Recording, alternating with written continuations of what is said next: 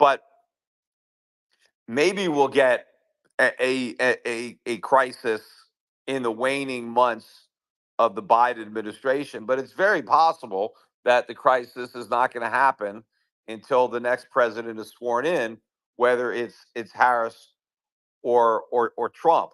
But again, and I'll open this up to questions and comments that anybody might have about the debate, so we can have more of a discussion than a lecture on this basis. Um, but the big problem that I see with Harris, and Trump was correct to point this out, that Harris was raised by a Marxist and does not really believe in capitalism. Now, she can't come out and say that when she's running for president in America, but in her heart of hearts, she doesn't believe in capitalism.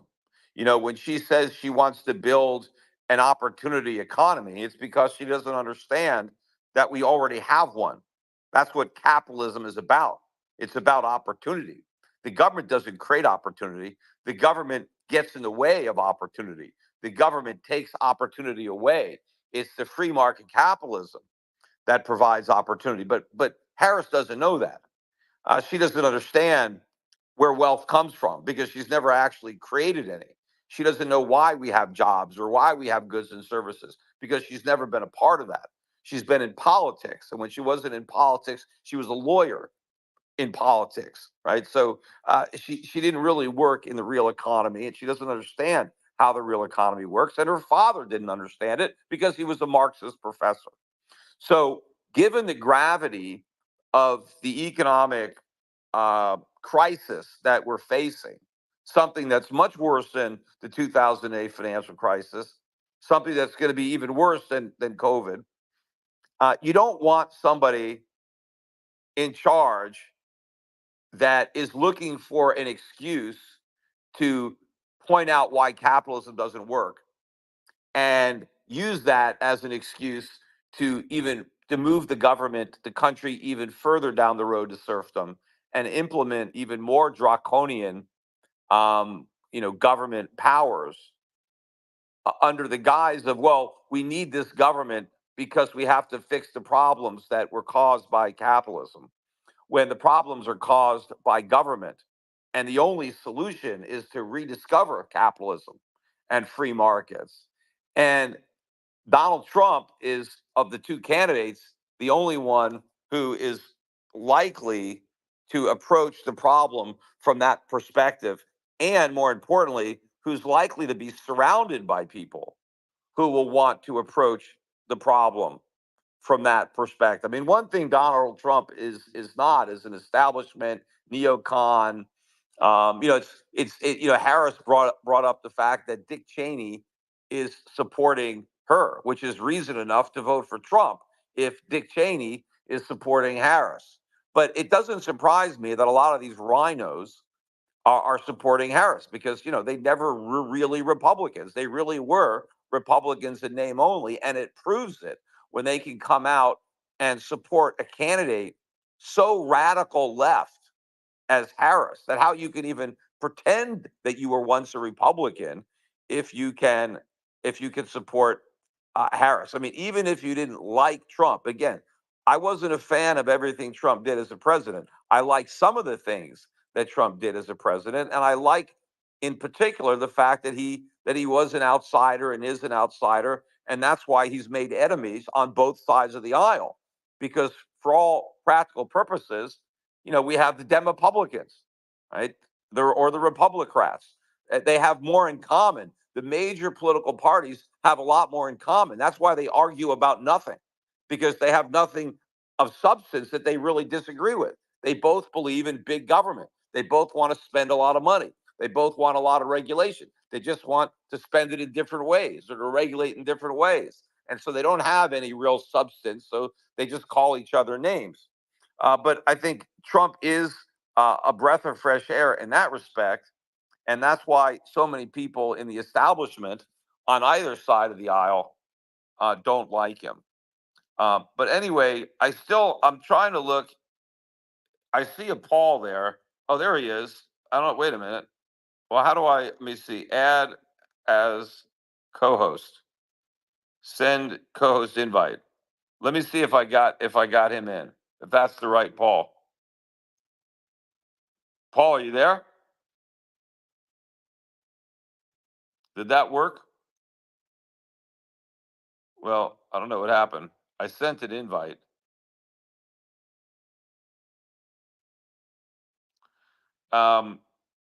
Yeah, I don't think I don't think it. I didn't see anything that happened. Oh, Paul is now co-host. Paul, are you there? Yeah, I Can see. You should be you hear able me? to speak. Yeah. All right.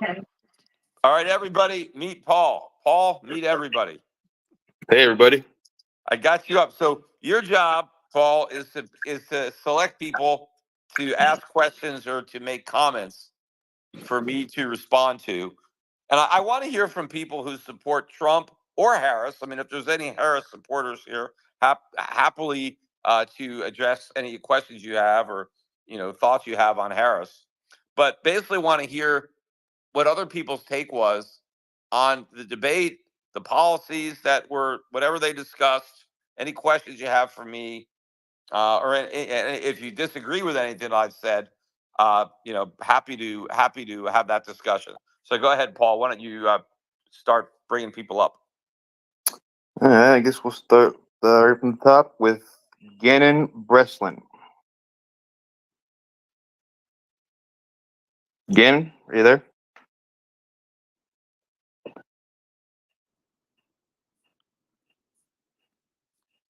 Do we have Gannon? Gannon, you're on mute. Yep, I'm here. Well, I want to start off by saying I'm marked safe. I'm a survivor of that debate. Everyone listening is too. Thank goodness we made it. I had a question more than anything than what my thoughts are, and the reason why I'm not going to say what I think about the debate is because I actually just don't think it matters. And my question to Peter is, do you think actually, I don't know, what is your percentage of people that actually watch that debate and just flip sides? Like, I'm thinking less than 1%. Yeah, I don't think anybody really did something that was so dramatic that it caused people that had already made up their minds to change their candidate. The question is, what about people who came into the debate completely undecided, if they really didn't know? And again, I've often made this joke, but um, it's unfortunate that our elections are basically decided by the idiots, because it's only the idiots that don't know who they're going to vote for, and are persuaded by the campaign commercials that are run leading up to the election. So it's because anybody who has any intelligence, I guess, has already made up their mind. They've done some research and they know who they're going to vote for, and a 30-second ad or a bumper sticker isn't going to change their minds. The people whose minds are made up by a bumper sticker or a soundbite on a 30-second command ad shouldn't even be allowed to vote. I mean, they're just a bunch of idiots. Why are we even letting them vote? But as far as but if somebody truly was undecided, I don't know. I have a hard time. I mean, I'm a bit biased towards Trump because I side more with him than Harris, so I tend to think that he was a bit stronger. He made some good points about the current state of the economy and the wars that are going on. There was no war when he was president. We were at peace. Now we're at war everywhere.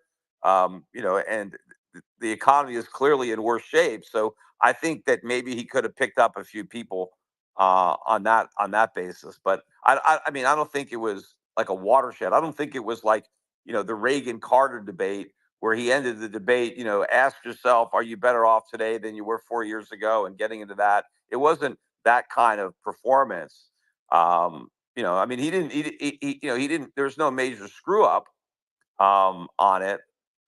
But I don't know. That's my take. All right. Thanks again. And next up, no affiliation to Michael Saylor, but it's MicroStrategy Capital. Yeah. Go ahead. MicroStrategy, you're there. Okay, they're gone. We're going to move on to Carlos Gonzalez. Carlos, you there? I'm here. Yes. Sorry, I missed the. I thought I heard MicroStrategy Capital or something like that, but no. Peter, appreciate you having the space. Paul for co-hosting, and I agree, Peter. I think overall that the debate really lacked substance, more of overtures of what continues to divide our country. You know, the economy, abortion, border, January 6th. You know, those things. Now, I would say this, that looking at it, because I was a two-time Trump supporter and voter, and looking at it more of a perspective of the messaging and solidifying their base. Hello? And can you hear me? Hello? Is there someone else coming across? I just lost. Yeah, I lost everybody. Okay, I'm still here. Peter? Can you hear me? Hello? I can hear you, Carlos. I'm not sure Okay. what. Okay. Yeah, no. Yeah. We had this issue last time where I started not being able to hear people. And then the co-hosts were having to communicate to me what the people were saying. But yeah, I Okay. mean, I heard part of what Carlos was saying.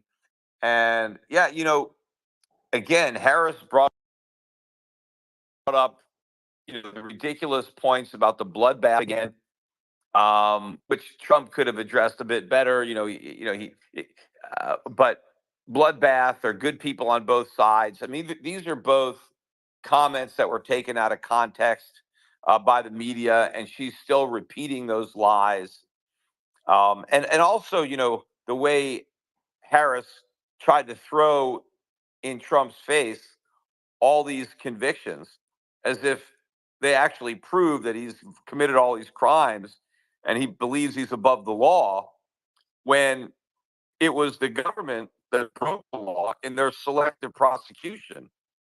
No ordinary citizen would have been prosecuted, let alone convicted, for the crimes, so-called crimes, that Trump was charged with committing. Meanwhile, it's obvious to me that the entire Biden family, right up to the big guy, Joe Biden, committed serious crimes while Biden was the vice president. Real serious crimes. And they haven't even been charged with those. Trump was charged with trumped up crimes. These were real crimes that they got away with. I mean, borderline treason. I mean, maybe you would even call it treason, what they did. So yeah, I mean, it's so. I hate the hypocrisy involved in calling somebody out for something that you've actually done worse. But I don't know. Why don't you try another person and see if I can hear them? If I can't, Paul, you'll have to just tell me what they say.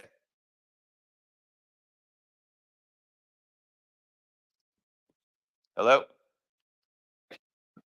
Moving on to RFK. Let's see. RFK, are you there? Good evening, Paul, and good evening, Peter. Thank you for including me in the debate tonight. As I was watching earlier, just, bewildered. It was sort of surreal. I just wasn't included in that debate, so it's good to be here. I guess my question to Peter. Yeah. My question is, do you think it would be a good idea to take America's unfunded liabilities and basically plow all that money into NVIDIA? Well, I guess it's better than putting it into Bitcoin, but I wouldn't do either. Well, Cynthia Lummis has proposed a bill to take 5% of the Bitcoin supply over the next 20 years and basically use that to pay down the debt in about 20 years' time. I prefer the Harris plan. I think NVIDIA, Medicare, Medicaid, we just pump that up.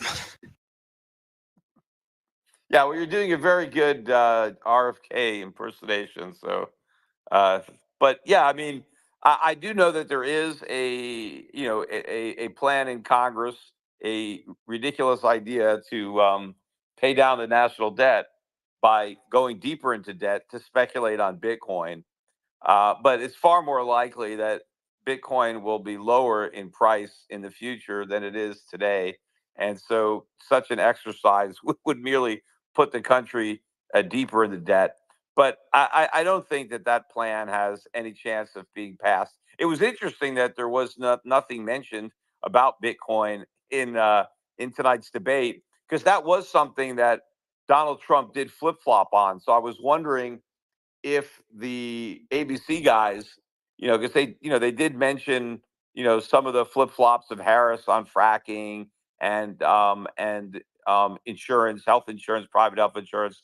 They could have said Trump, Donald Trump, as president, you called Bitcoin a scam, a fraud. You said it wasn't real money or currency, and he was very anti-Bitcoin.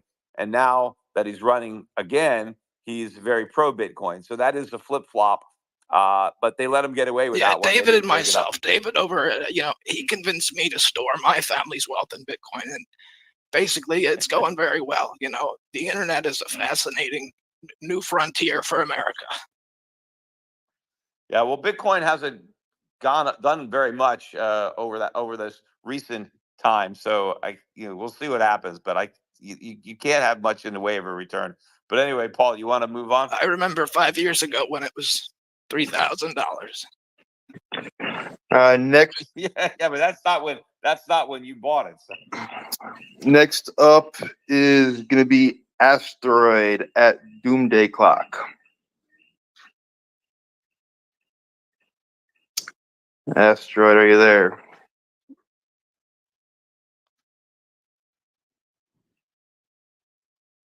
All right, no asteroids. So let's move on to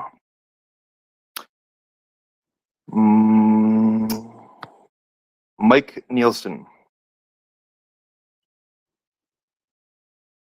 Mike?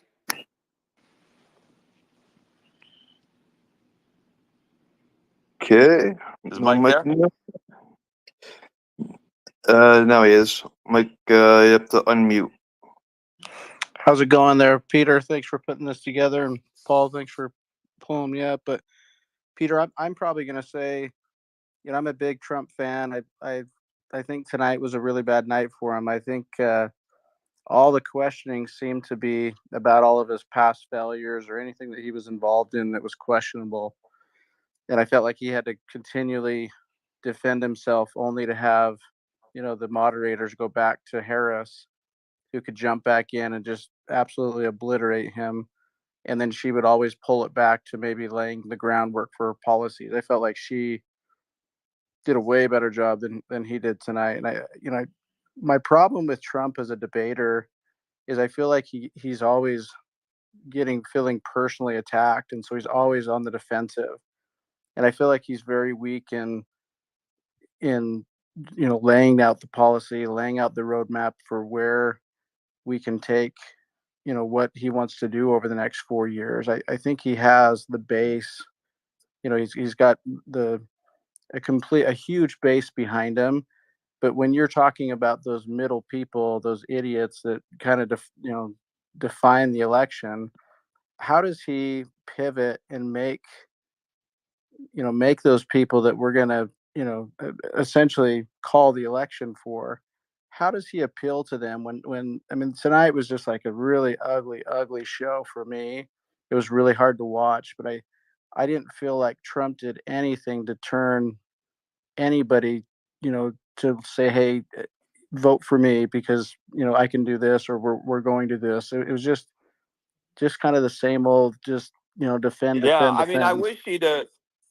I mean, ABC did not, deliberately, as I said, they did not really focus on the economy and the problems in the economy, and the debt and stuff like that. But it would have been good if Trump would have been a little bit more specific and personal on the hardships that people are feeling when they're struggling to pay their rising rent, to pay their credit card bills, to buy groceries, to pay for insurance, that people are working 2 and 3 jobs when they used to have just one, and how because that would resonate. I mean, he got elected the first time because they were telling the same lies when Obama was president about how great the economy was and how we should elect Hillary Clinton to continue this great economy.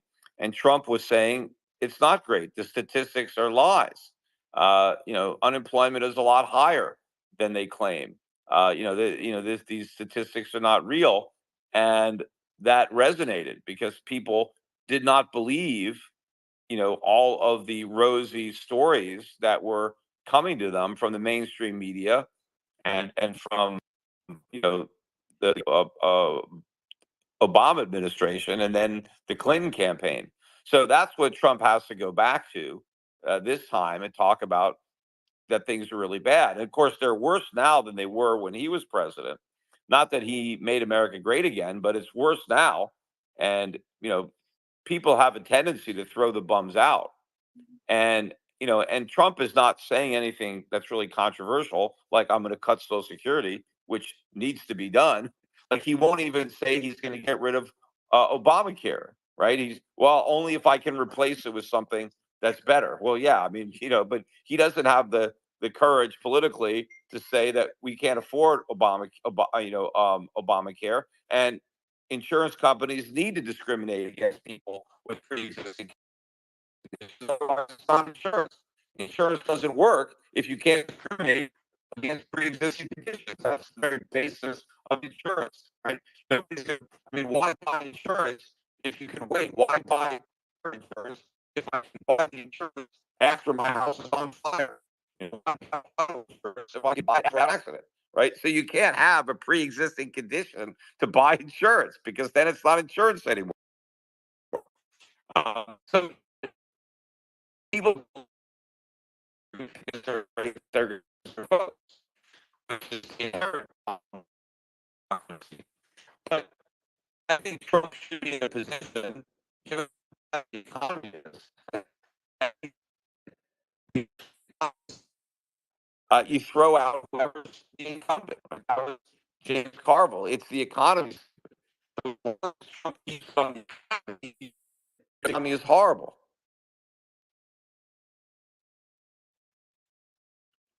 Anyway, next, Paul, want to grab somebody else? Yeah, I'm not sure if it's the app or your connection, but you are getting a little bit garbled up. So just make sure that your Wi-Fi is strong. And next up, looks like Asteroid's back. So you never know. And give Asteroid another shot. Asteroid, are you there?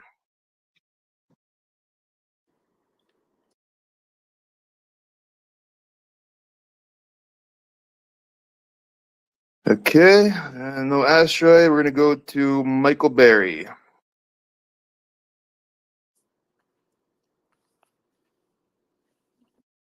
Michael, are you there? You just unmute yourself. Who? Hey, am I on?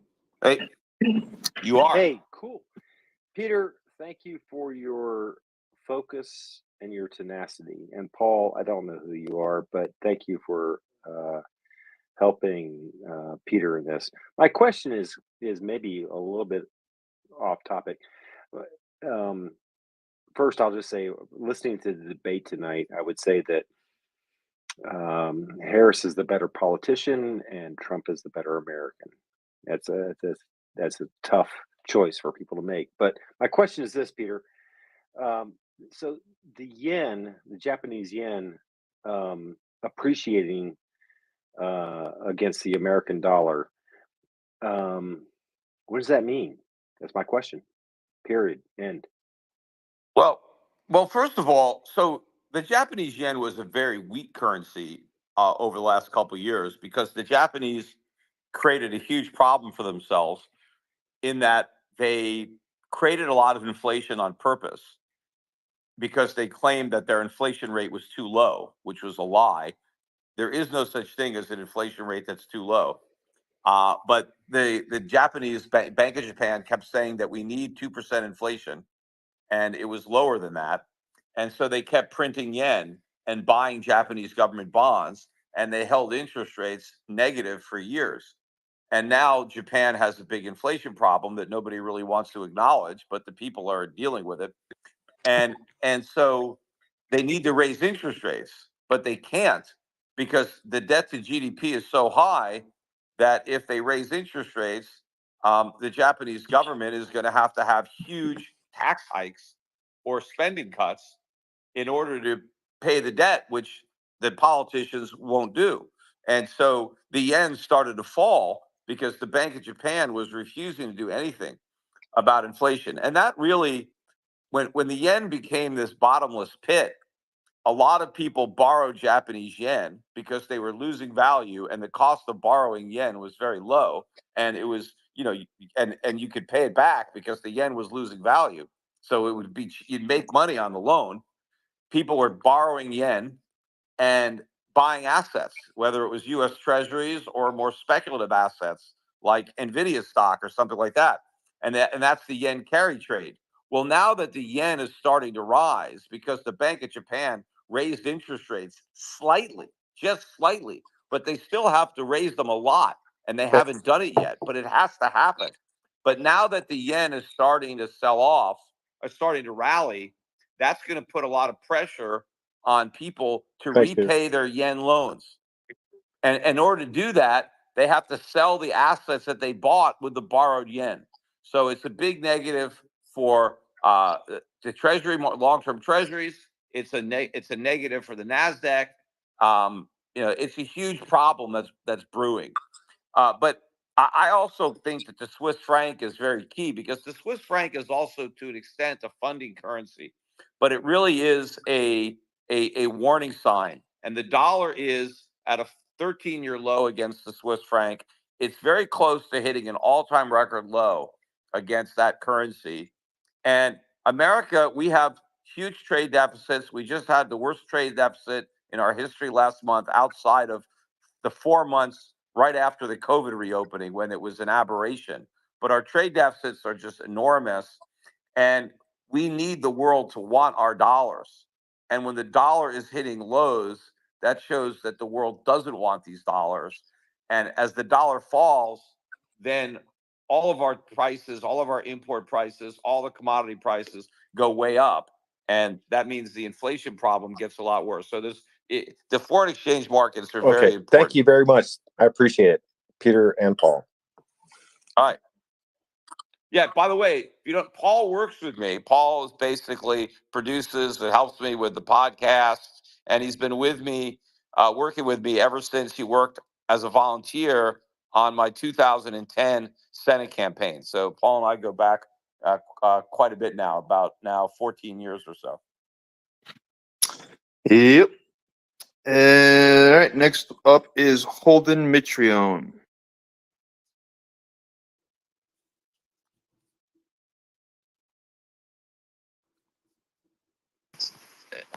Hey guys, can you hear me?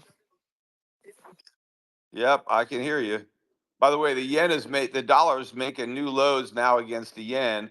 We'll see what happens. So the Dow futures are now down 165 points.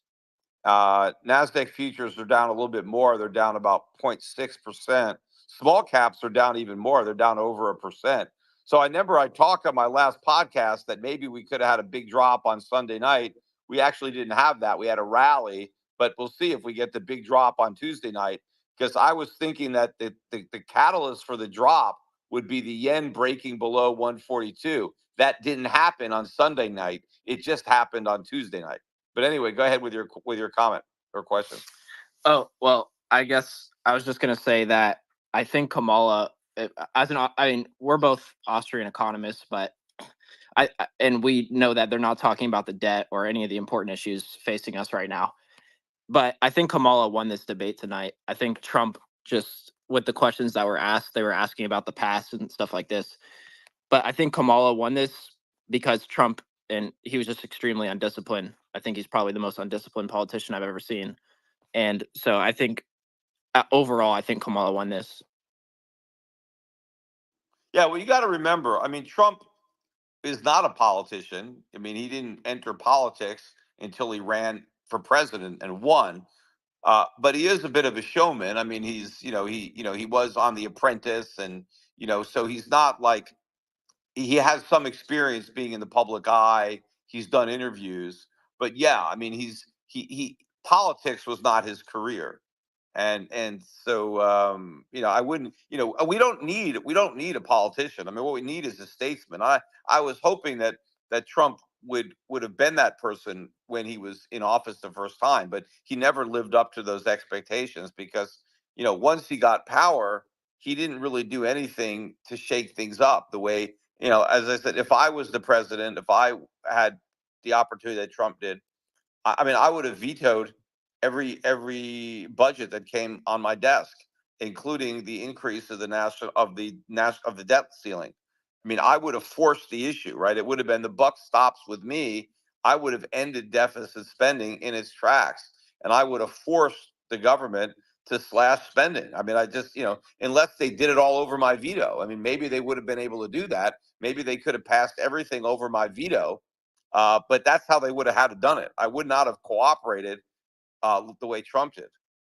Yeah, I mean, obviously, the out of control spending was not stopped by Trump, unfortunately, and I don't see that changing in the future. As you mentioned earlier about Obamacare, he just completely cowarded it out whenever he was asked about it, saying, "We'll replace it with something else," or "I have some idea." But of course, yeah, only if we get something better.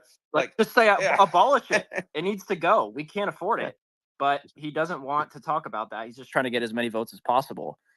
But I mean, that's the politician in him, right? He doesn't want to alienate. I mean, that's why I forget who said it initially, but there's nothing as permanent as a temporary government program, because nobody wants to take away something that a voter has. So when it comes to the initial votes for Obamacare, you'll find Republicans who are willing to go against it, just like there were a lot of Republicans who were against Social Security, before it passed. There were a lot of Republicans who were against Medicare. But once it's there, none of the Republicans want to vote to get rid of it, because you don't want to take something away, because people don't want to lose something they have. If it's about giving them something they've never had, okay, I mean, they could be against that. But once people feel entitled to something, and it's not an accident that they call these programs entitlements, because people feel that they're owed the money, that it's theirs, right? And you can't take it away. And that's why we're on a collision course for disaster. And that's why all of these commitments are going to be, meaningless, because inflation is going to destroy the value of everybody's benefits. So what good is a Social Security check that doesn't buy anything, right? What good is your Medicare if you can't get any health care with it, right? None of it's going to matter when they destroy the currency. Yeah, it's going to be inflated away. But unfortunately, most voters, they don't think long term. They don't think about the actual implications of the massive fiscal deficits and what's actually going to end up having to happen. Yeah.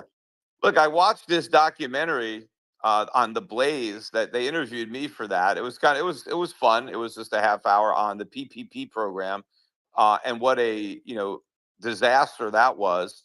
But at the time it was proposed, just about every Republican was in favor of this ridiculous boondoggle, to give away all sorts of money, no questions asked.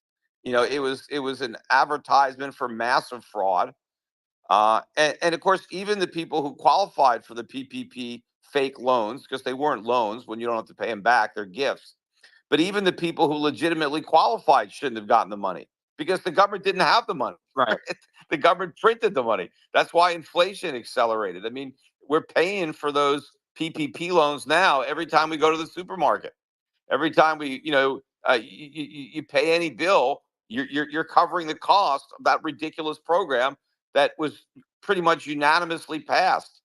They had one congressman, Massey, was one of, I think, 4 or 5 congressmen that were opposed to it, and everybody, including Trump, vilified him for having the I guts thought to he do was the it. only one, and Trump bragged about how much money he spent. He's like, it's the biggest spending bill in American history, like as if it was a great thing. No, it was a disaster. It was a Right. horrible thing. I mean, the whole look, although Harris wants to blame Trump for COVID, like he did it.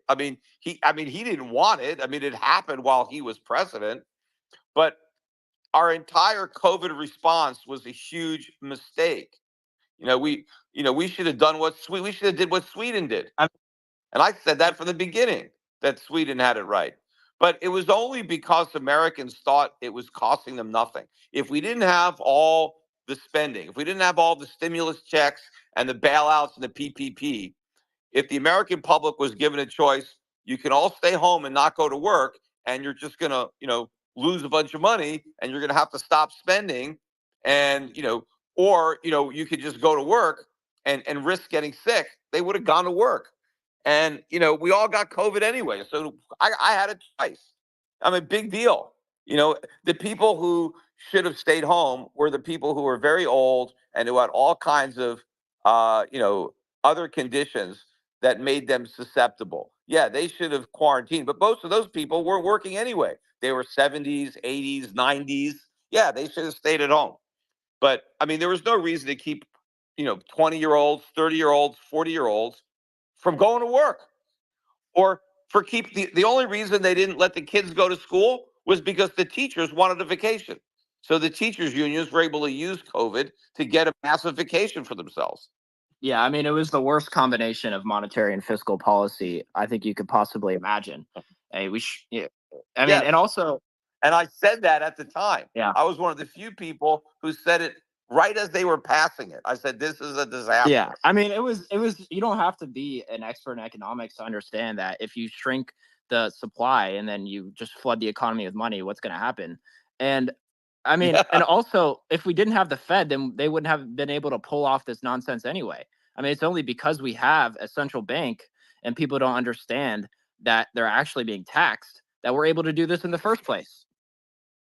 Well, if we didn't have the central bank, the government might just do it on its own. But if we still had the monetary system that the framers envisioned, which was a private monetary system where gold and silver were money, right? So the government couldn't just create money; it had to be mined. It was gold and silver was money established, 1789. And if we still had that monetary system, yes, none of this nonsense would have happened. In fact, had we still had that monetary system, we would have been prepared for COVID. We would have had the resources. We would have had the savings. We would have been able to take a few months off from work if we really needed to. But what happened was we got to COVID and we were all broke. Nobody had a rainy day fund. Nobody had any money saved up. We were drowning in debt. We fought World War II. I made this point. The government borrowed money from the public to pay for World War II because the public had savings.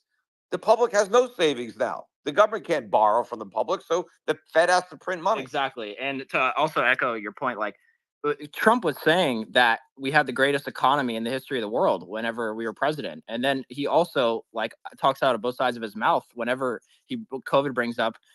He's like, we avoided a depression that would have been the likes of 1929.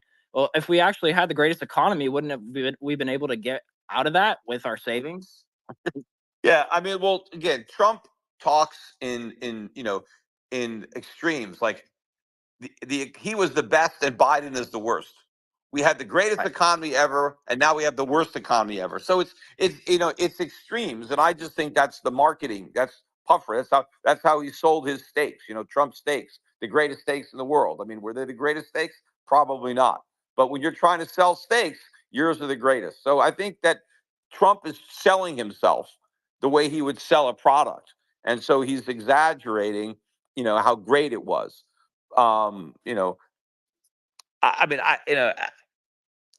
Whether that's going to work or not, we'll see. That's the strategy. But I think that the economy is bad enough that he should be able to win. but as I agree that I mean that debate I don't think helped him much, and so it might have hurt if people were expecting Harris to make a major blunder.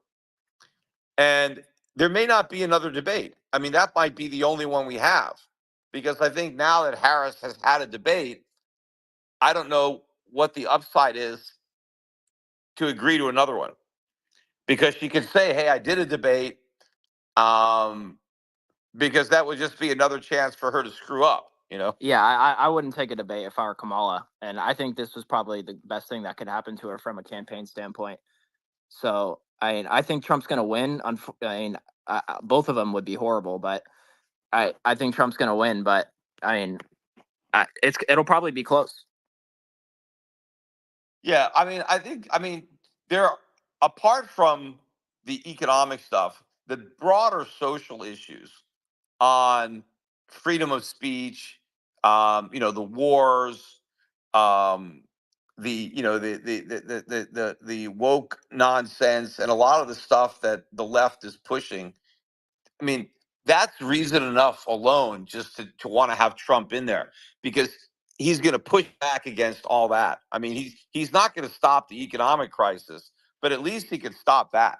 And that's not insignificant, because those threats to freedom of speech, and being able to criticize the government. I mean, that's really what they're trying to do with this misinformation. They're trying to silence government critics. And that's where our freedom of speech is the most important. It's to criticize government. And if government can say you can't criticize it because they can claim that you're spreading disinformation, well, then that's it. I mean, you're just one step to a totalitarian society. Once they're able to do that, so just to have Trump fight back against that, and a lot of guys. That's why guys like Elon Musk, who hasn't necessarily been Republican, but now that I pay attention to his quotes, it's pretty obvious to me that Elon Musk is a libertarian. So I don't know why he was voting Democrat all these years anyway, unless he's finally just discovered these points, which he may have done. I mean, that's a typical journey. I mean, generally when people are younger and more naive and idealistic, they start off being more to the left, more socialist. But as they get older and have more real world experience and more wisdom, they move right, and they become more free market. And I'm putting in this context libertarianism on the right. Um, you know, and so I think it's clear that that's where Elon Musk is. And the fact that Trump, you know, you know, has or Elon has Trump's ear is a good thing. Well, I want to say, Peter Schiff, like I've been listening to you for a couple years, and I'm a young guy. So before I really saw your work, I was socialist. And so, like, I want to say thank you for showing me the ways of the market economy. I read your book. It's How an Economy Grows and Why It Crashes, whenever I was young. And so I know it's off topic, but I'm sure I'm speaking for many in the audience that listen to you. And so I just wanted to say I really appreciated that. And also, with the situation at hand, I mean, I don't know. I think we're still probably going to have free speech if we elect Kamala Harris, or if not if we, if the people elect Kamala Harris. I Yeah. mean, I don't know. I just I can't hold my nose and vote for Trump. He's just so bad on economics, and he's continuing to he funded Ukraine and Israel whenever he was president. So Yeah, well, I mean, I voted for Trump the last time I was able to vote, which was 2016. I can't vote anymore. I normally vote libertarian, but I would encourage you to vote for Trump, because I do think that when it comes to the lesser of the two evils, I think that Harris is way worse. So even if Trump is not your ideal candidate, and he's not my ideal candidate, um, I mean, he deep down, I mean, I think he means well. I mean, he cares about the country, and he may do the right thing. When push comes to shove, there's no way Harris is ever going to do the right thing, ever. But anyway, thanks for your thoughts. Let's move on to someone else, Paul. thanks, Peter. All right. Next up is Marwan. You there, Marwan?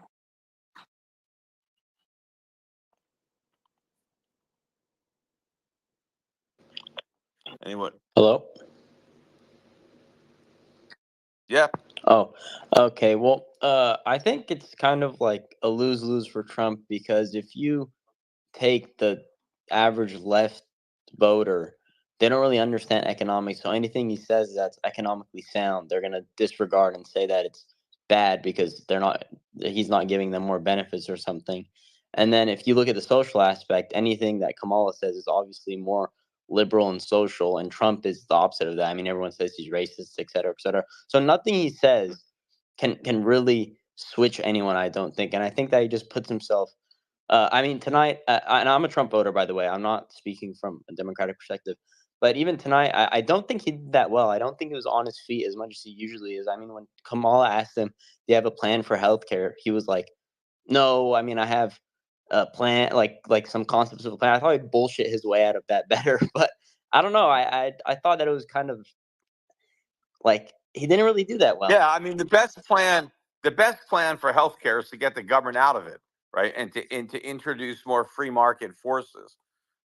Yeah, he said I'm not president yet, so I don't have a plan. Well, yeah, he was president for 4 years. I mean, you figure you'd have some idea as to what your plan is. But my plan would always be to get the government out of the way, to recognize how government has screwed up healthcare, Yeah, and to let the free market solve the problems of healthcare. I mean, if you want quality healthcare at a low price, the way you get that is through free market capitalism. You don't get it through a government program. Government programs do not create um, uh, um, quality and low prices. They don't create abundance. They create scarcity. And so he didn't really articulate that. And the only one, Harris did promise, I'm going to give money to people who want to start a business. I'm going to give money to people who want to start a family. So, people will respond to that. Of course, the government doesn't have any money. The government is broke. So where is Harris going to get the the money to give to families and business owners? And of course, most of these businesses that are going to qualify for these credits are going to be fake businesses. People are going to start phony businesses to get these tax yeah. deductions.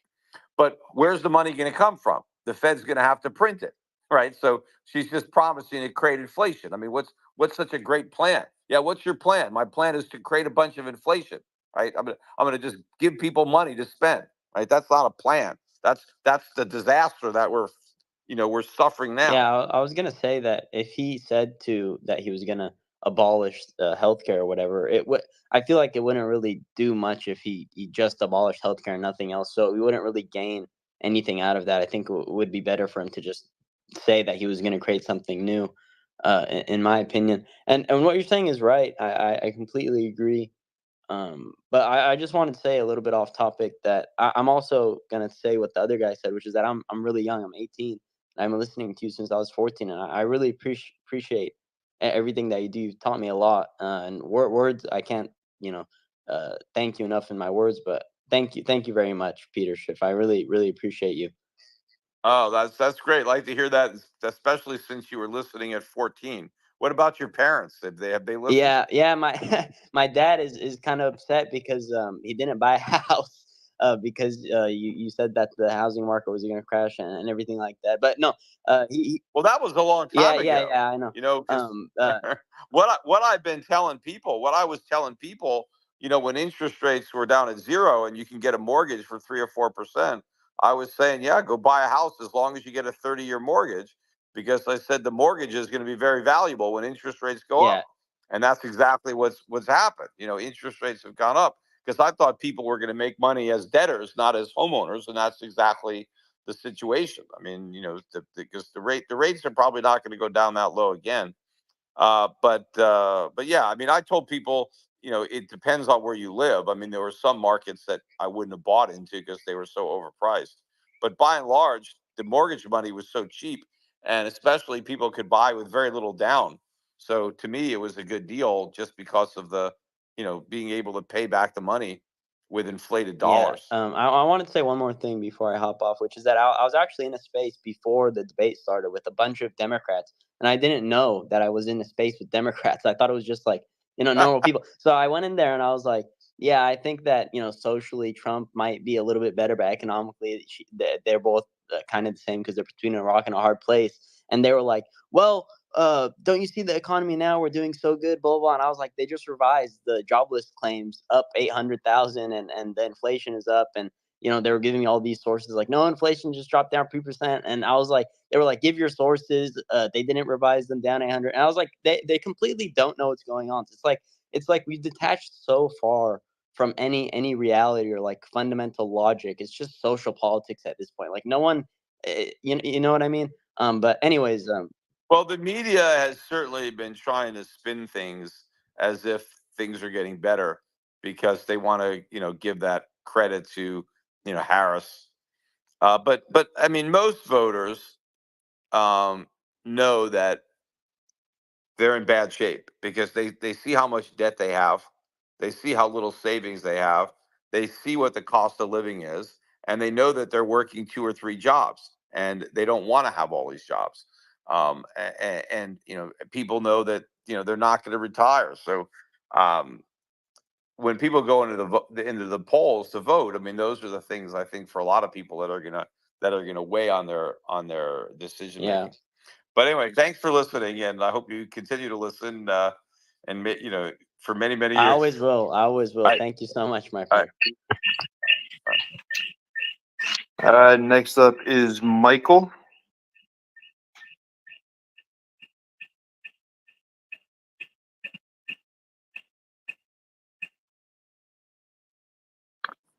Hello. He Michael, didn't bring you anyone looking? new up.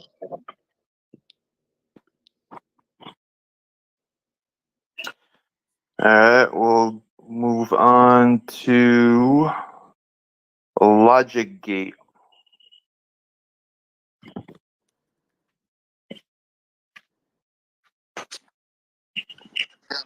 Yeah. By the way, just looking at the website predicted.com, Harris is up to 57 cents. That's up 3 cents over before the debate, I think, and Trump is down 4 cents to 47. I remember watching that after the first debate where Trump shot up and Biden dumped because it was so obvious what a horrible job Biden did. But this time, I guess again, I think it was. I think Harris exceeded the low expectations that people had for her, and so in that respect, she won in that she didn't do as horribly as people thought she would do. She was okay, right? She didn't just fall apart.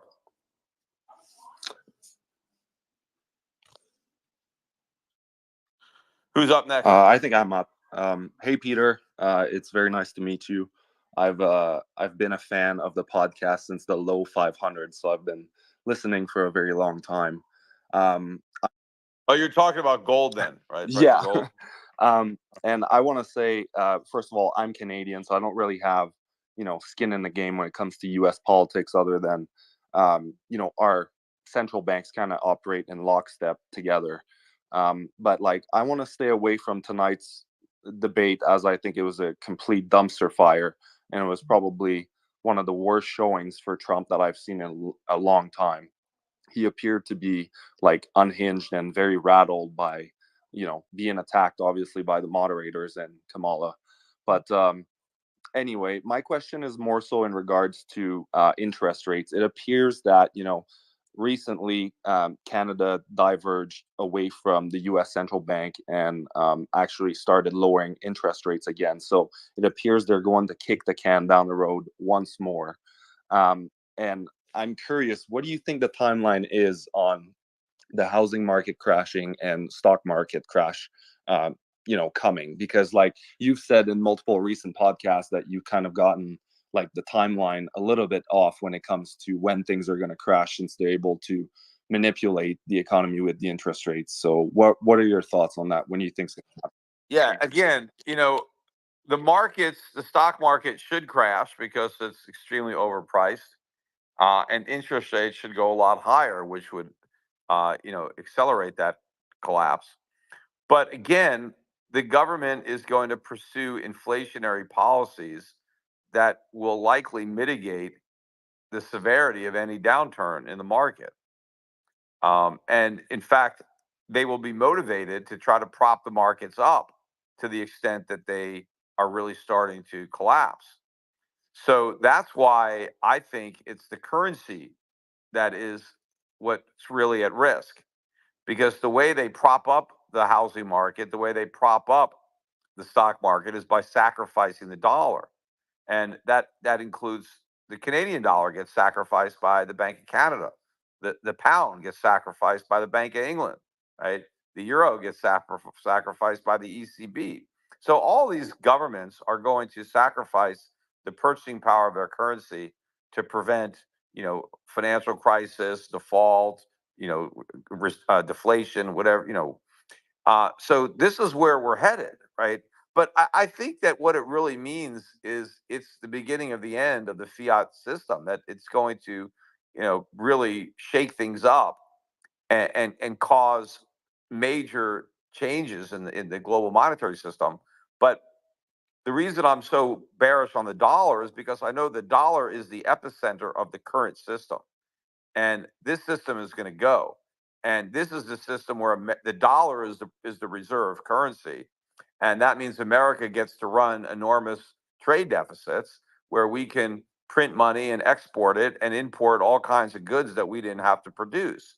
And so we're the primary beneficiaries of this horrible global fiat system. And so when it comes to an end, America has the most to lose, right? Because we benefited the most from the system. We took advantage of it. We lived, an extravagant life beyond our means. And so that has to come to an end. Now, I think we would actually all have a better life in America had we had sound money and had, all along, I think we'd have a much higher standard of living. But what we have been able to do is get away with, not producing, having this enormous government with these enormous deficits that should have been a lot more destructive, but that weren't because of the reserve status of the dollar. But all of that destruction is going to become obvious, once the bottom drops out of the dollar and the whole phony economy that we built on the dollar's reserve status, comes crashing down. So when do you think is the breaking point? Because we're at $36 trillion of national debt for the US. Like, when is the breaking point? When will Yeah, I don't know, because we as far as I'm concerned, we passed it a long time ago. So it's like we're already living literally on borrowed time. So it could break any moment. You know, it could break tonight, right? I don't know. I mean, probably not, but one of these days it will, right? I mean, if it's not tonight, it's going to be a night, right? We can't be too far off from a major collapse. We'll see what happens later tonight. I mean, I wouldn't be surprised if we get a bigger drop. I see Bitcoin is, looking like it might crack. I mean, it didn't crack the last couple of days. It rallied. It's starting to sell off now with the stock market futures. They haven't quite made a new low yet. We're still about where we were. Dow futures down 150 and NASDAQ futures, they're about the same, but the dollar yen is still right on the lows. I mean, all these markets, I think, are going to be correlated. We're at 141.32. So we're down 0.8%. So this is the low for the yen so far. And, we'll see if it cracks through 141, I think, if we go down another handle, that could be problematic. Let me see where the Nikkei futures are. Let's see, S&P. Where is that? I don't know, but I'm scrolling through these, but let me grab another question. Actually, I just have one All here. right. So recently Trump has brought in other people like Elon Musk into his campaign, RFK Jr. And like I think that Yeah, Nikkei is down 1%, like 1.3%. So it's down, but it's not collapsed yet. But we'll see. right. Go ahead. So yeah, recently Trump has brought in, outsiders like Elon and RFK into his campaign. And I was thinking, what if they brought in Peter Schiff as, an economic advisor in there?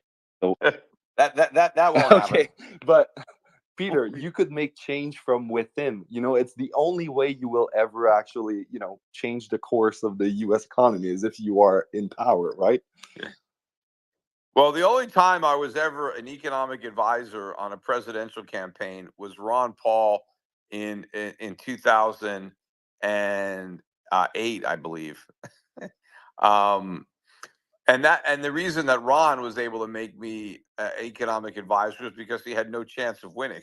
So it wasn't like he went out on a limb by having me associated with the campaign. So yeah, I mean, my ideas are so radical from the perspective of the mainstream of either party that it's too risky to have me associated with a campaign.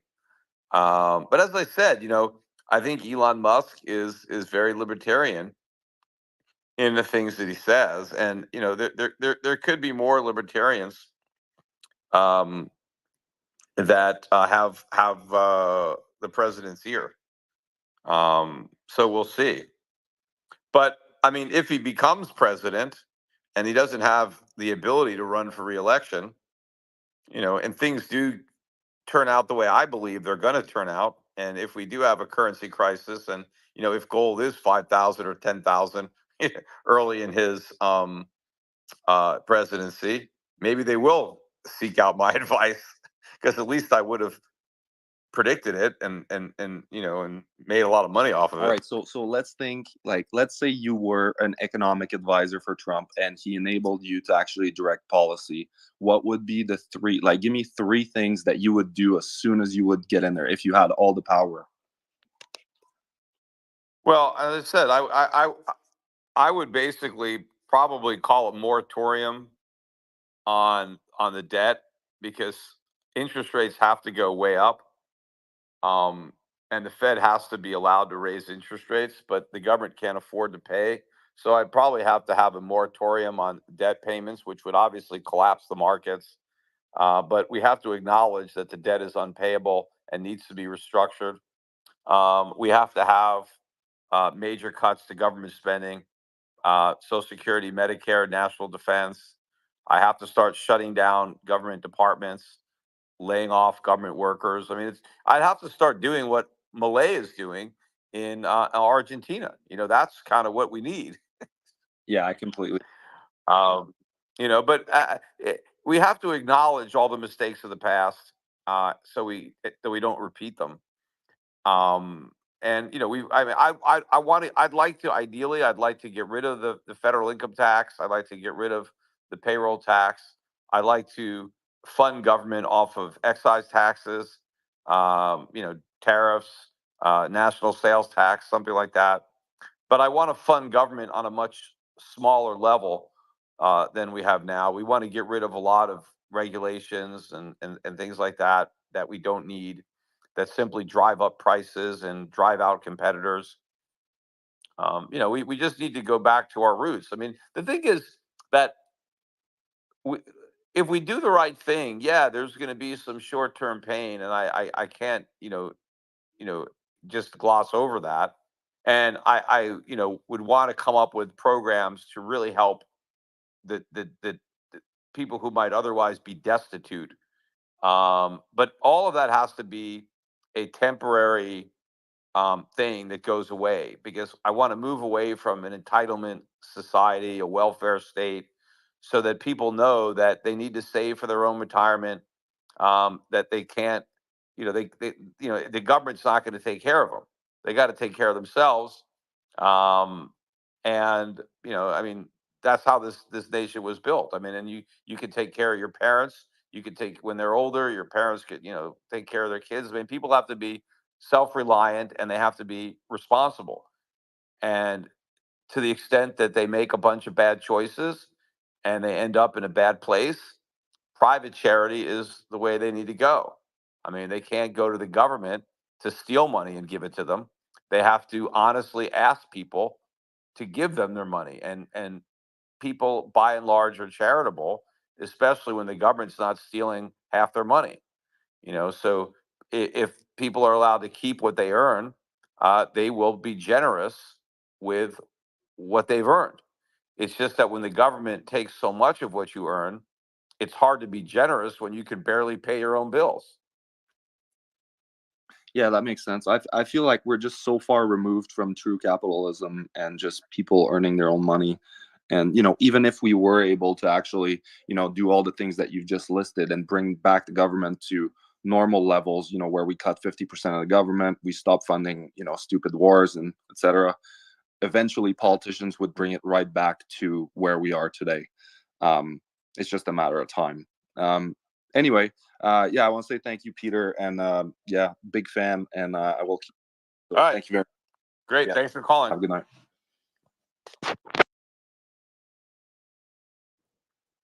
Who's up next? Next is Steve Schroeder.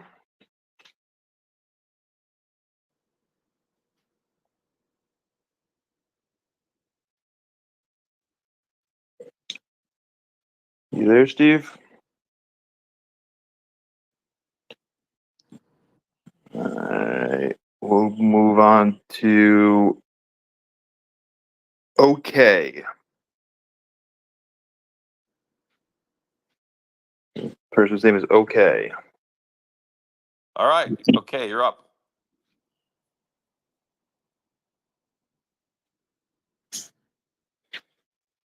All right.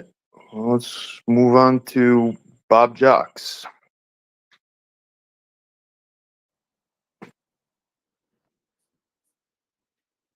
You there, Bob?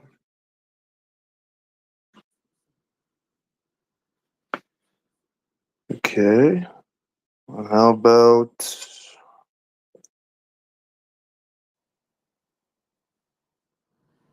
Yeah, it's interesting. When I did the last spaces on the Sunday night where the markets were tanking, we had about 3,000 to 4,000 people in the room in the spaces at all times.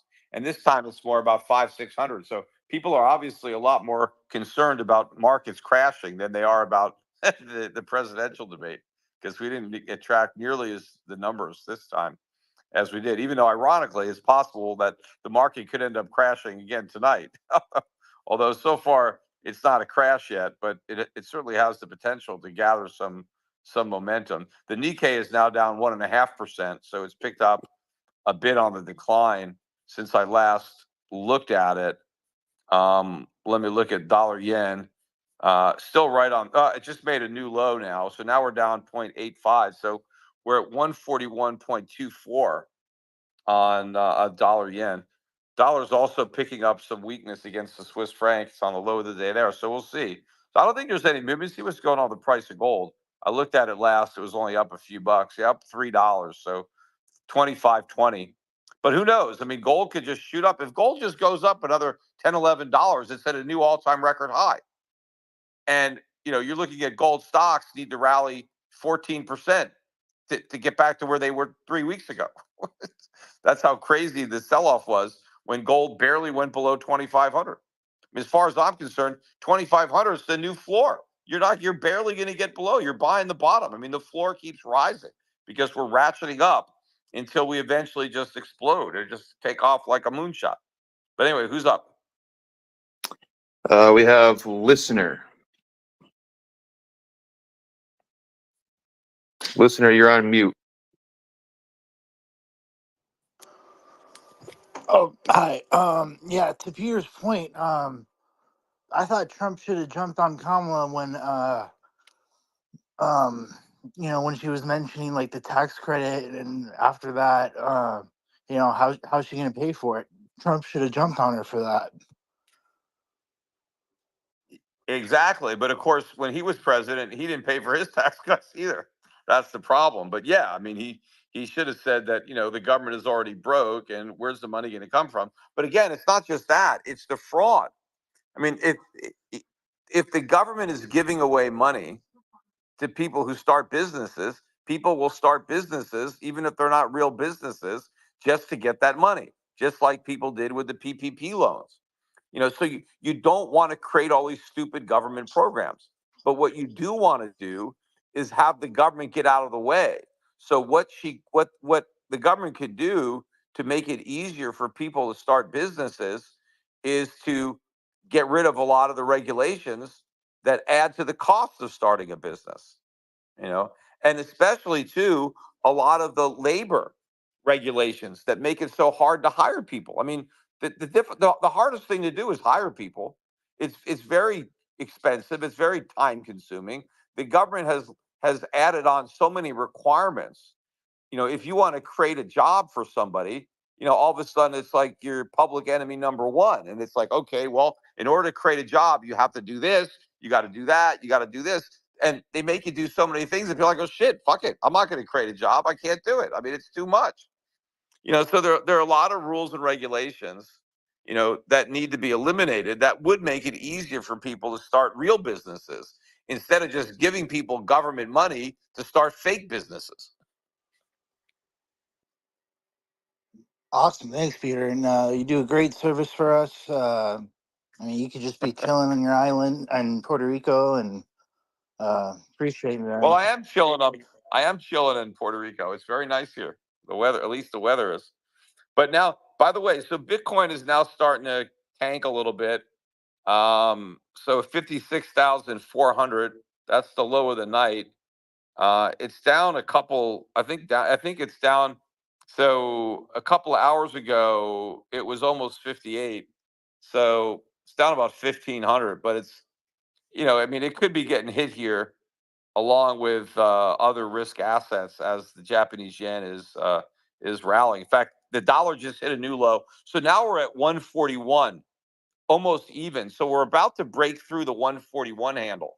If that happens right now, things could get really interesting really fast because it could cause a bigger sell-off in the Japanese stock market, which will immediately spill over into the U.S. futures. So we could see that right now just as we're talking. But let me take the next question. Next up is John Tyler.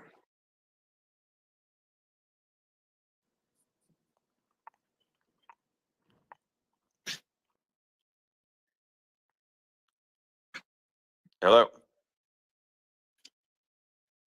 Here he is. You there, John?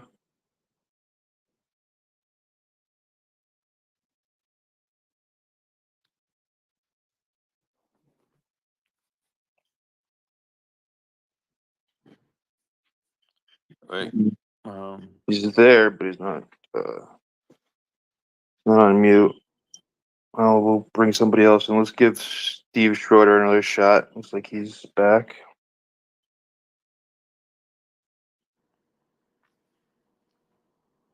Hello.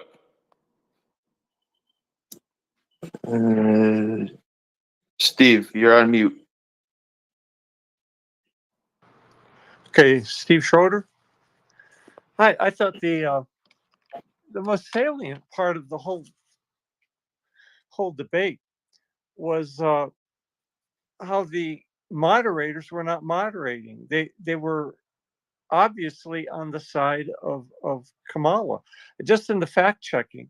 Like, as a good example was Trump spoke about the problem in Springfield, Ohio, where you had witnesses saying their cats and dogs were being stolen by these Haitians and slaughtered. And they and the moderator fact checks them as saying, well, we got one guy that said it's not happening. It was the town manager. When you have other policemen, of course, were saying that it was happening. I mean, and there were other things Yeah, they tried to make it out. I agree that they tried to call out Trump, but they didn't really call out Harris. Harris said that she made it clear in 2020 that she was in favor of fracking, when she actually made the opposite clear. Right. She's on tape as saying that she would vote to ban fracking right away. I mean, so why is the media letting her get away with rewriting history and claiming the opposite of what she's on record as having said. And again, they let her get away with the comment on a bloodbath. Trump is promising a bloodbath as if he promised that in the context of, if I don't win, we're going to have a riot, when he was talking about the auto industry. And they know that. They all know that. But they allow her to continue to misrepresent what was said. So if they're going to call Trump out, they have to call her out. But you're right, because I mean, they find one guy that said, "Oh, that's not really happening." I mean, like, what if that guy's not telling the truth? I mean, obviously, Trump did point that out, that it's not exactly something that he wants to admit is going on. If it's his town. Well, but the bigger issue is it just shows how the mainstream media cannot be trusted anymore. And when I was a kid, when I was a kid, the mainstream media was respected, and it's not true anymore. Yeah, look, we don't have.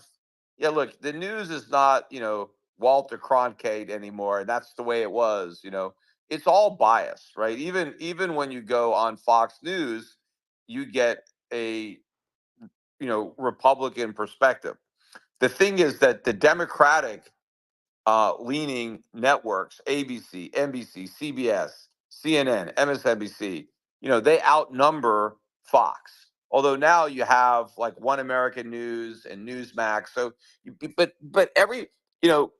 but all these stations, it's like, if you're already a Democrat, you listen to CNN or ABC. So you go to the station that's already saying what you want to hear, right? So it's on both sides that um, you get everything, you get a slant.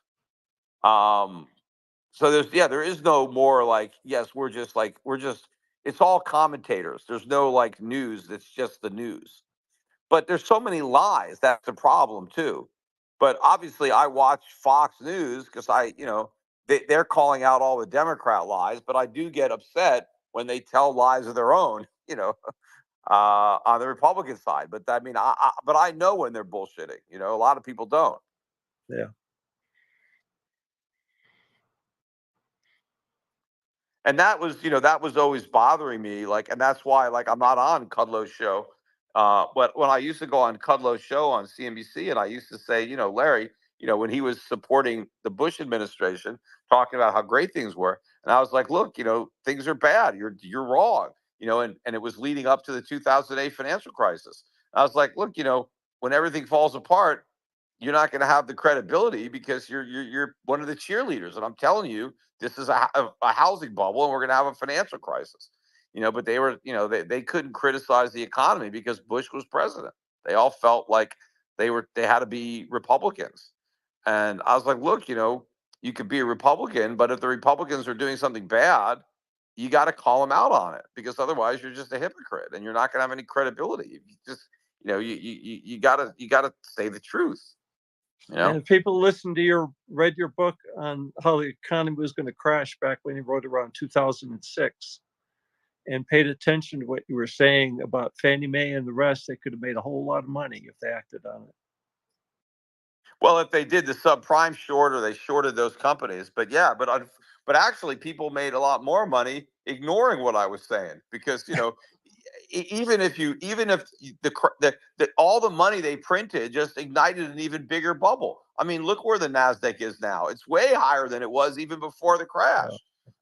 So people just made a lot of money just blindly buying these overpriced stocks because the Fed kicked the can down the road successfully. But we're heading for a much bigger crisis. So at the end of the day, I'm sure the people following my advice, to the extent that they stuck it out, right, for all these years, will end up on top. And we're going to end up with a lot more money than the people who temporarily, had money. And that includes all the crypto guys that think they've made so much money, but are still hodling and haven't sold.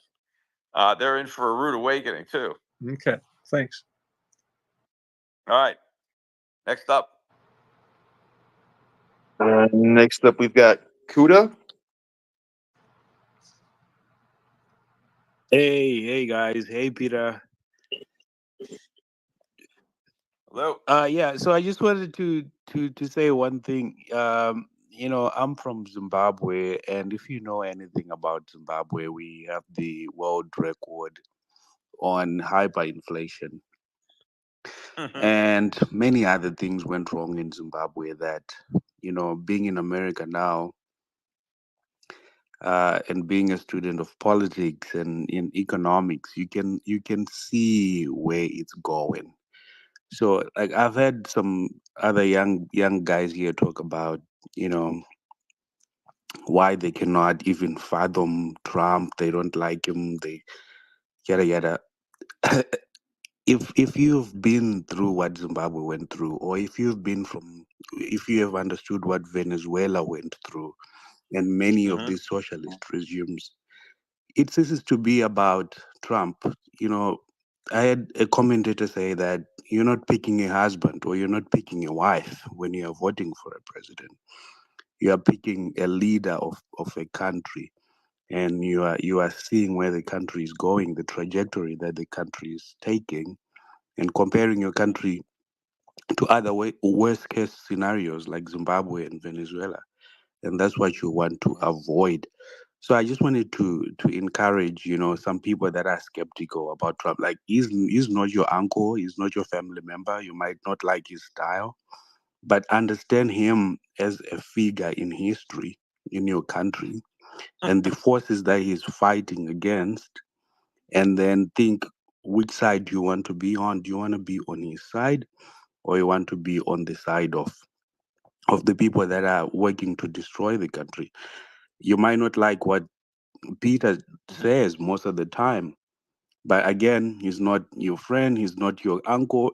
Try to understand the events in the world. Like, where is this taking us? Isn't this taking us Yeah. the route of of of, of Stalinist Russia? Yeah. Isn't this taking us the route of Maoist China?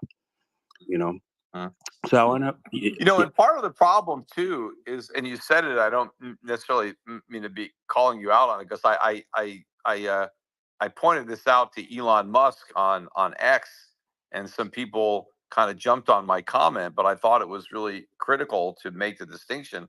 But he talked about, Harris being, running the country, who's running the country, and you know nobody runs the country in America. We're supposed to be a free country. The president is merely in charge of the executive branch of the federal government. And the federal government has three branches, right? In the United States, you have the executive branch, the legislative, and the judicial. And all the president does is head up one of three branches of just the federal government. They don't Nobody runs the country. We don't have a king, we don't have a dictator. We're all free. But we do have a government, and the government has three branches, and the president is the head of the executive branch. But unfortunately, politicians today have a lot more power than they're supposed to. Uh, their decisions are not supposed to, even weigh that heavily on our lives. The federal government is really supposed to be there to negotiate treaties and to protect us from invasion. That's pretty much it. I mean, it's not supposed to be involved in domestic affairs. That was not why it was created. But unfortunately, it's now involved in everything, and that's why everything is so screwed up. Yeah, I completely agree, Peter. I completely agree. I was watching your podcast with the Impact Theory podcast that you did. I was watching it today, Uh-huh. and I know you are into finance and economics, but I heard you, like, you're now talking about the Constitution and understanding the that America is not a democracy, it's a republic, and things like that.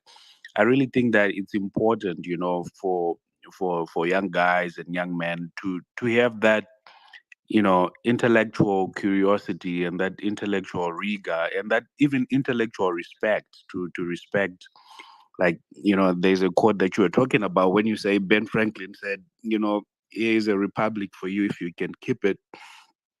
It's important to marinate your mind on those things and to really let them soak into you, to say what does this mean, why was it set up like this, so that this beautiful country doesn't become another Zimbabwe.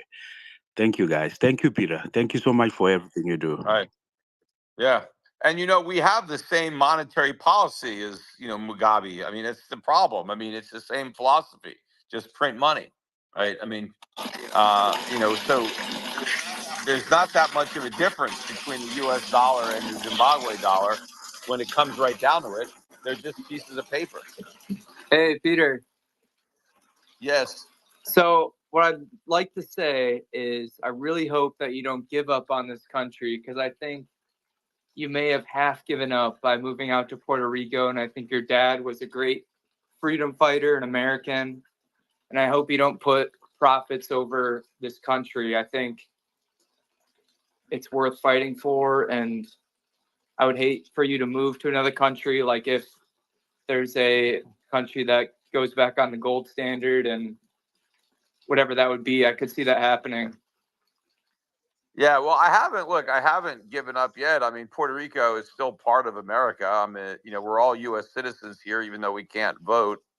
We're kind of like, royalty in a way, in that, we have all the privileges, but we don't have the responsibility of paying the federal income tax. So it's like, it's probably the best, if you're going to live anywhere in America, this is the best place to live, from an economic freedom standpoint. I mean, you may feel that there are other areas of the country that may be more to your liking culturally or other aspects, but as far as where you get to keep the highest percentage of what you earn, that would be Puerto Rico, and it's not even close. Yeah, anywhere but else. So I'm still here. I mean, I haven't given up my citizenship. I mean, I'm you still can't vote though, right? an American.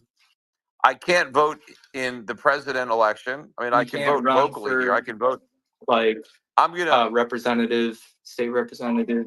Well, I could run for president if I wanted to as a Puerto Rican, but I couldn't run for Congress because I live in Puerto Rico, right? And so in order to run for Congress, you have to live in the district where you run. Now we had a we do have a mock congressman that they elect that doesn't have a vote, but we do have somebody that can go to Congress and kind of lobby for Puerto Rico's interest, but that person is non-voting. And I'm not sure how many members there are. There may be more than one. I'm not positive. But I mean, I could vote for the governor, and I intend to vote for the governor of Puerto Rico in our next election. But I can't vote for the House or the Senate because we don't have any. But Yeah. when I lived in Connecticut, even though I was allowed to vote, all I did was vote for the loser. So I mean, what's the big deal? I mean, if I vote for the loser, it's like not Well, I voting at know, all, but right? My vote didn't really that's matter. what we can't do, because then eventually people are just gonna leave, especially if another country comes to their wits and goes back, gets physically responsible. I mean, you're seeing it maybe with Argentina and Well, people, yeah. I mean, there's no question that if we don't do the right thing, the best Americans will leave. I mean, one of the reasons that America did so well in the 20th century was because so many people, so many great people came here at the end of the 19th century, early 20th century. We got the best, the brightest, the hardest working people from all over the world relocated and came to America. And they came to America because we were the freest nation on earth. And so they came here for freedom. They didn't come here for a government handout because we didn't hand anything out. They came here to be left alone so they could achieve, whatever they could based on their abilities and their hard work and ingenuity. And so if we stay where we are and other countries um, enact reforms which creates more economic freedom, then the best and brightest Americans will pick up and leave. And we'll be left with the ones that just want a handout. But the problem is, if all the people that are pulling the wagon leave, then the people who are riding in it no longer have a ride because somebody's got to do the work. Mhm. Somebody's got to create the businesses and create the products and the services and provide the jobs. But if all the entrepreneurs and business creators and job creators, if they all leave, right? That's like Ayn Rand, Atlas Shrugged, right? I mean, that's the real life. What could happen? But I mean, I'm surrounded by a lot of those kind of people here, right? A lot of those people have moved to Puerto Rico, but they haven't, they haven't left the country. But there could be a lot, and a lot of young people, right? Even just people that want to work, will leave. And just again, all four of my grandparents were U.S. immigrants. They all left Europe. They all came here. You know, they were poor. They came through Ellis Island. They had nothing. Didn't even speak English. Came with nothing. Yeah. But they came here because you could have a better life in America because we had less government in America. I mean, that is the difference. Yeah. Freedom is the absence of government.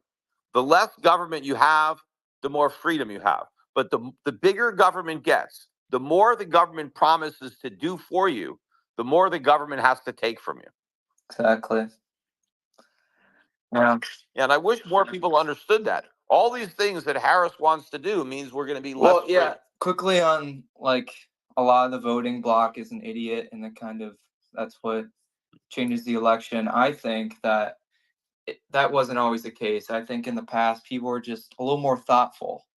A lot of people were, but nowadays everybody's just caught up in the matrix.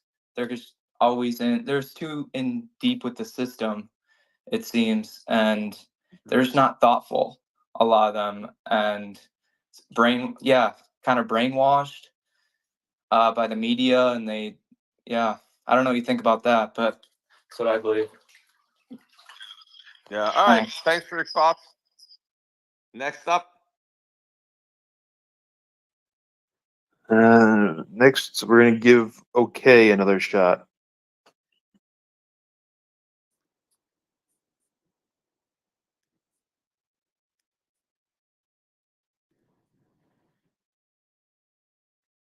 Is okay? Doesn't seem like it. How about John Tyler?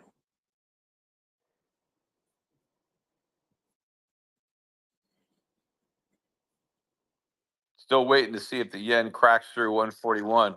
We're 141.05, although my quotes are delayed, I think, where I'm looking. So we could be below. I don't know. Are you able to hear me this time?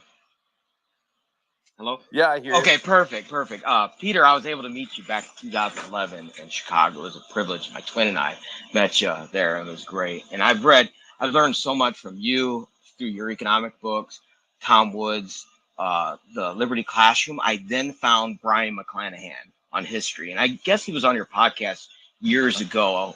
Brian was, and so all this stuff that what the president does and how he acts, it's just so out of whack to originalism and the power of the president. That's where I would love to have a Paul, because a Paul would rear back the presidency to where he's supposed to be. Like you said, Peter, I'm 100% agree. The job of the federal or the general government, as the ratifiers called it, their job was to defend the U.S. and treaties were set by the Senate and okayed by the Senate with the president's help in concert, not these agreements which Roosevelt threw us in, Teddy, and it's been horrible ever since.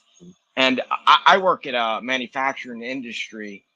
We do aluminum, and I've put my whole portfolio basically in gold in your gold fund.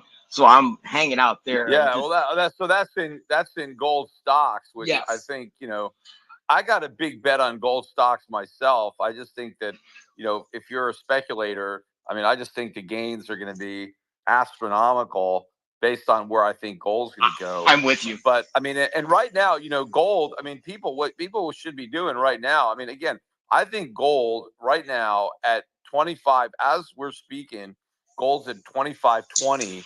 I mean, it is just poised for a massive move up because it should be a lot higher already. It's not where it is mispriced. Yes. Based on all the money we've printed and how much more we're going to print.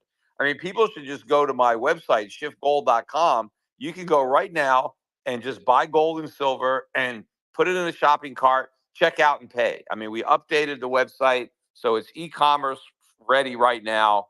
So it's 24/7. And right now it's a little bit of a lull because, again, I'm watching these futures, starting to tank. The Dow futures now are on the low of the day. And, the dollar yen is on the low of the day. And, the Dow down 165 now, but Nasdaq is on the low. We're not getting crushed, but the potential is there. But gold is just a coiled spring. I mean, literally a coiled spring. I 100% agree. That's going to move. Silver's probably going to move more. I mean, silver's 28.50. I mean, it's not even $30.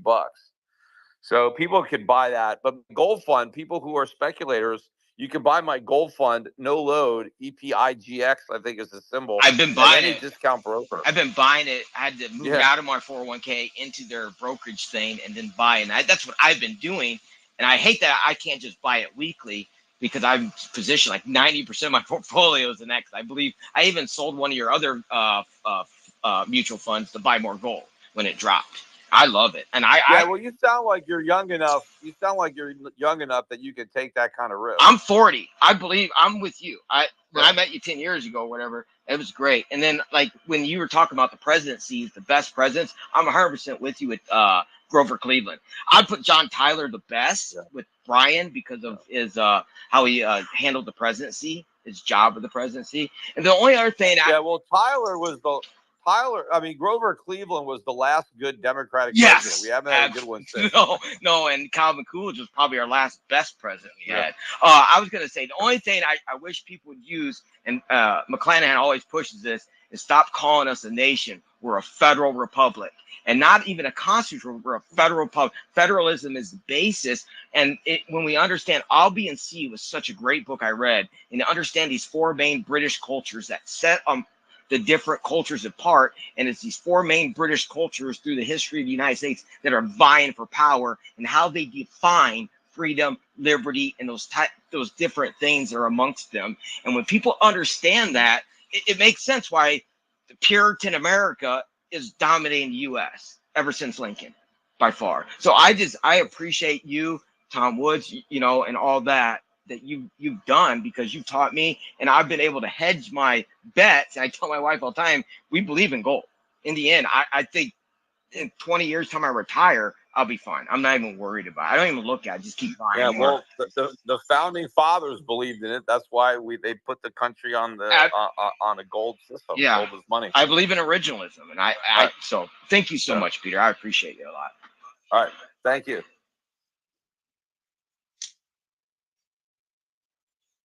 Next up. Hi, can you guys hear me?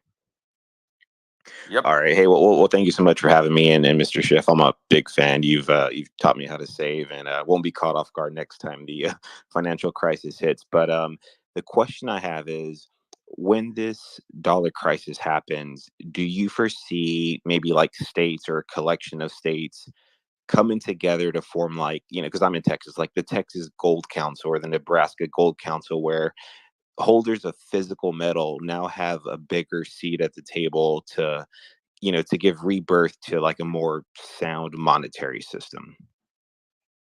Well, I think that there is going to be a lot of pressure because things are going to get very bad in the country, and there may be some pressure from various states to secede from the union to try to, forge a different path than what's coming out of Washington. So there could be really, a breakdown of the nation. People are worried about, the Eurozone falling apart. Nobody talks about the United States falling apart, but I can see that because there are big differences politically, and when inflation really starts to rip, and we get price controls in a big way, which we know are coming, and you're going to have shortages and black markets and rioting and rolling blackouts and all sorts of things that are going to make life very difficult for the vast majority of people. There's going to be a lot of pressure, for states to try to leave. so they can get out from under the boot of the federal government and try to try to blaze a different trail. So we'll see, how that happens. I mean, is it going to be, is the army, the armed forces going to be dispatched to put down, any kind of secession movement, try to, like the Civil For War, something, right? I Yeah. mean, yeah, I mean, I mean, because I don't know. I mean, things are going to get bad, and I think the government may declare a martial law from the federal government. I mean, they could have national curfews. I mean, I don't know. I mean, when you get a currency crisis, and runaway inflation, that I mean, look what happened to Weimar Republic, Germany. I mean, that's what gave rise to the Nazi Party and Adolf Hitler. And Hitler, the Nazis were voted into power. There wasn't a violent revolution. Hitler was elected. Right.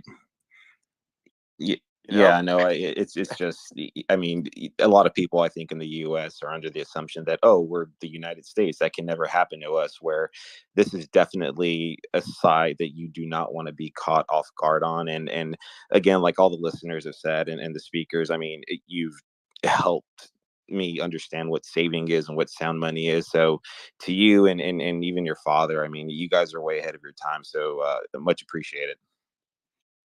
Thank you. Thank you very much.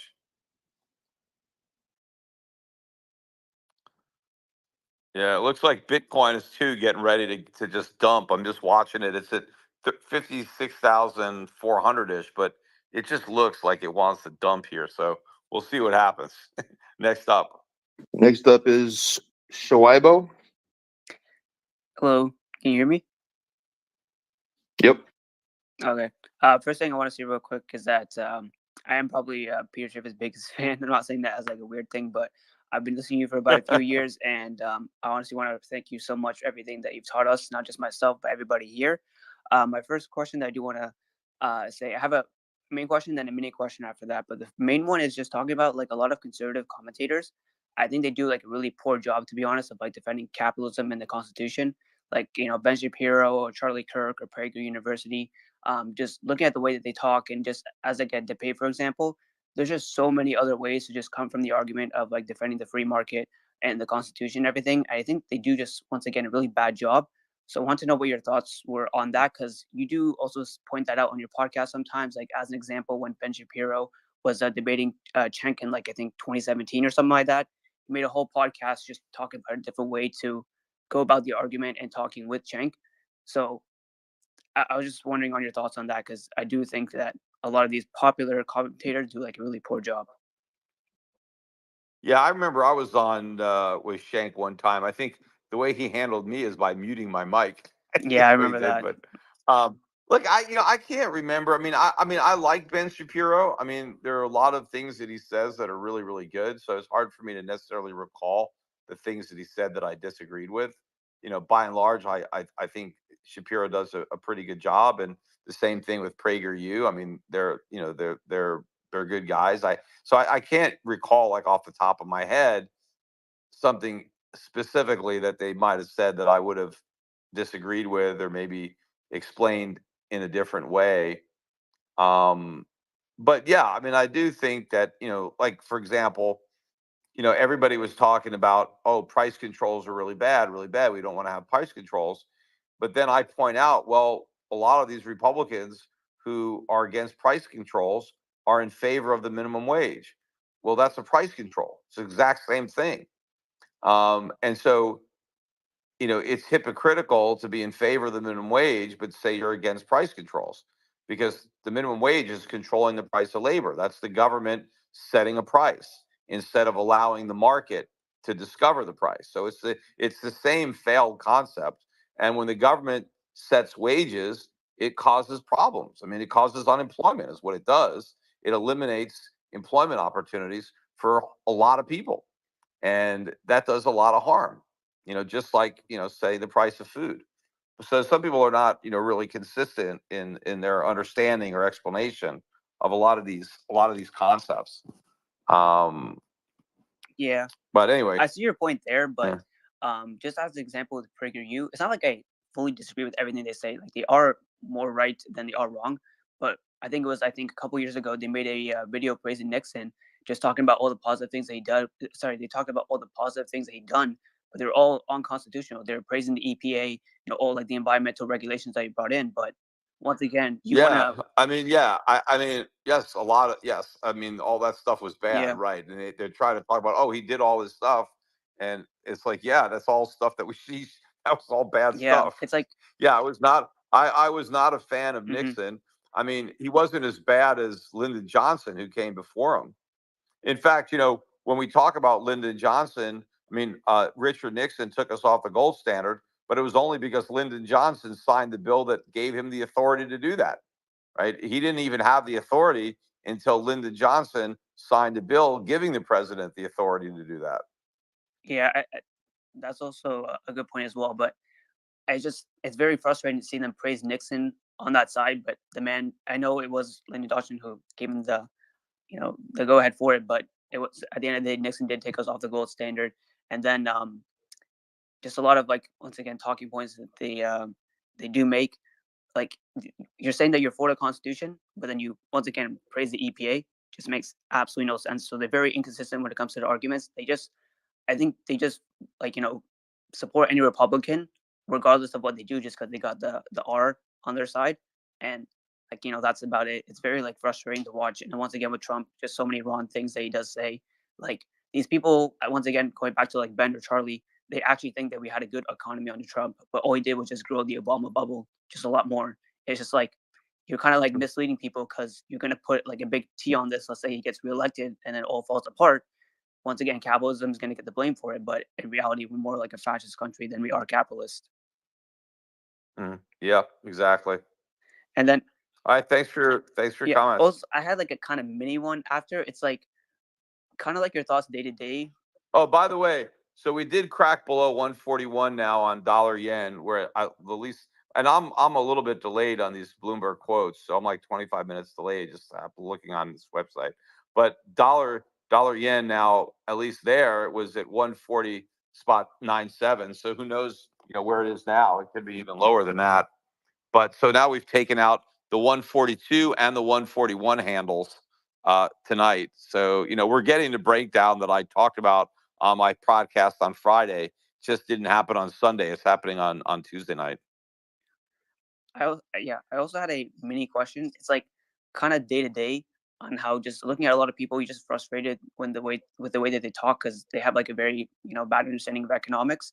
It's very hard to have like a positive outlook for the future because people are just very clueless when it comes to it. Like I used to work at a discount variety store, and somebody wanted to start an argument with me about why we raised the prices for our bags because it went from 5 cents to 10 cents. And I gave her like a 30-second rant talking about monetary policy, fiscal policy as to why prices are going up, and she had absolutely no response and just walked away. It's like I have like a very negative outlook for the future, unfortunately, just because so many people are just clueless about what's happening.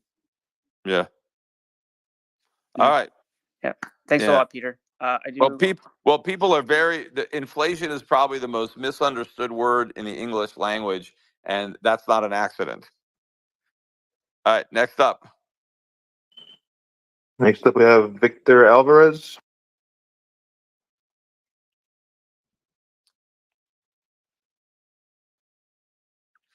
Yeah, it's almost 1:00 here, so let's maybe take one or two more questions and call it a night. All right, let's give my info. Govan, you're muted. Can you hear me now? Yep. I appreciate you for taking my question and my call. I'll start with the comment I made earlier, kind of taking it back to the debate. I'm not a Kamala voter. Wasn't planning on voting for Kamala before or after this debate. I'm pretty pessimistic about what I saw from Trump. I thought that, and I'm not trying to be combative, I think he lost the debate. I think prior to this, I thought it might be 51%, 49% him winning the election. At this stage, I think I'm 60-40. I think I agree with everything that you say, Peter. My question is, where do we go from here? Do you truly think that he will win the election? If you do, where do you think this economy goes? Our culture, our families. If you don't think that he's going to win, where do you think we go over the next 1 to 4 years?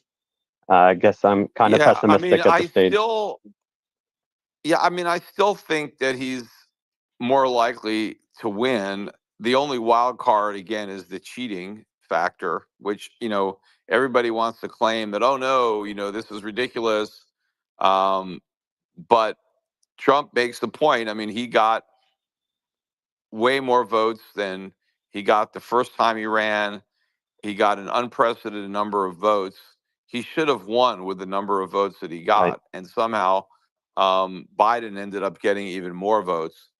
And look, the way the left thinks about Donald Trump, right? The way they, vilify him and compare him to Adolf Hitler. If those statements are sincere, right? If they really feel like he's that bad, then cheating would be justified. I mean, it's Right. like if Adolf Hitler was on the ballot, wouldn't you cheat to make sure he didn't win? So like if they think he's that bad, then yeah, I mean, why would getting, fake votes in there not be something that they would want to do? Um so it happens, I think. Hopefully with everybody so like, aware of it. I mean, it's obvious too the last time around, if that Hunter Biden laptop story not have been suppressed, I think Trump would have won. I think that was a bad enough story about Biden's basically treason and him basically running an organized crime family from the White House as vice president. I mean, that was a close election. It wasn't a blowout. I mean, it was decided by a small number of votes in a few key states. And so, you know, I think that, but for that now, at least,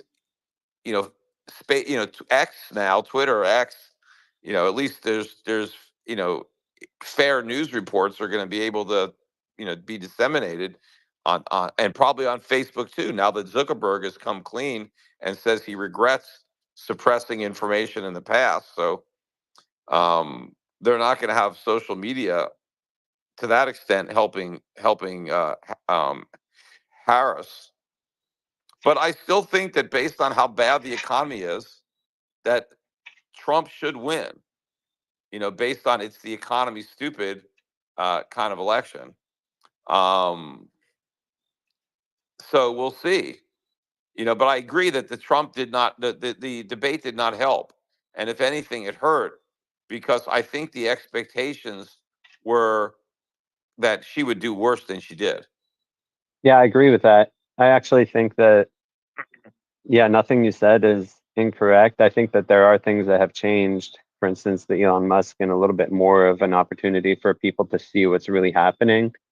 I'm in a previously purple state, probably more blue, Virginia, and your circle of influence is a lot bigger than mine. The people I'm surrounded with, I have the same perspective as you and speak with them on it, and they're still, a lot of them lean blue, a lot of them are entrenched blue. I don't know how that's going to change or how that is going to go on in those swing states, but I haven't seen much movement, even with the people that I'm speaking with. I don't know. We have our opinions and our beliefs that I think we agree with, but I don't think it's translating to, I guess, the people that you would think are movable in the middle. And I guess I'm just a little bit pessimistic. Is there anything that you can do or speak to kind of make that change, or do you think there's anything that is going to cause that movement? Because the odds are still stacked heavily against the perspective of a libertarian and limited government. And Yeah, well, we don't. I mean, we don't have a libertarian on the ballot. I mean, we don't even have a real fiscal conservative in Donald Trump. I mean, I've always said he was more of a populist, but at least I think he cares about the country. I mean, I think he's overall a good guy. I mean, but yeah, I mean, he does have an ego, and but he has accomplished a lot in his life. It's not like he doesn't have a reason to be proud of the things that he's done. And I think he has raised some good children. I think from what I see of Don Jr. and Eric, and they seem like good kids, well raised family. Ivanka, I mean, so he's a good dad. Do you think he's making his And case to the people that need to be swayed to believe that? I don't know. As I said, I don't think. I mean, he wasn't his best tonight, but I mean, he didn't. It wasn't a disaster. He didn't make a major gaffe. Yeah. So as I said, I just think that the problem with tonight is that expectations were low for Harris, and she clearly did better than Biden, right? So Certainly. which it's almost impossible to do worse than Biden. So it was an easy comp, as far as that's concerned. But look, things are going to get even worse.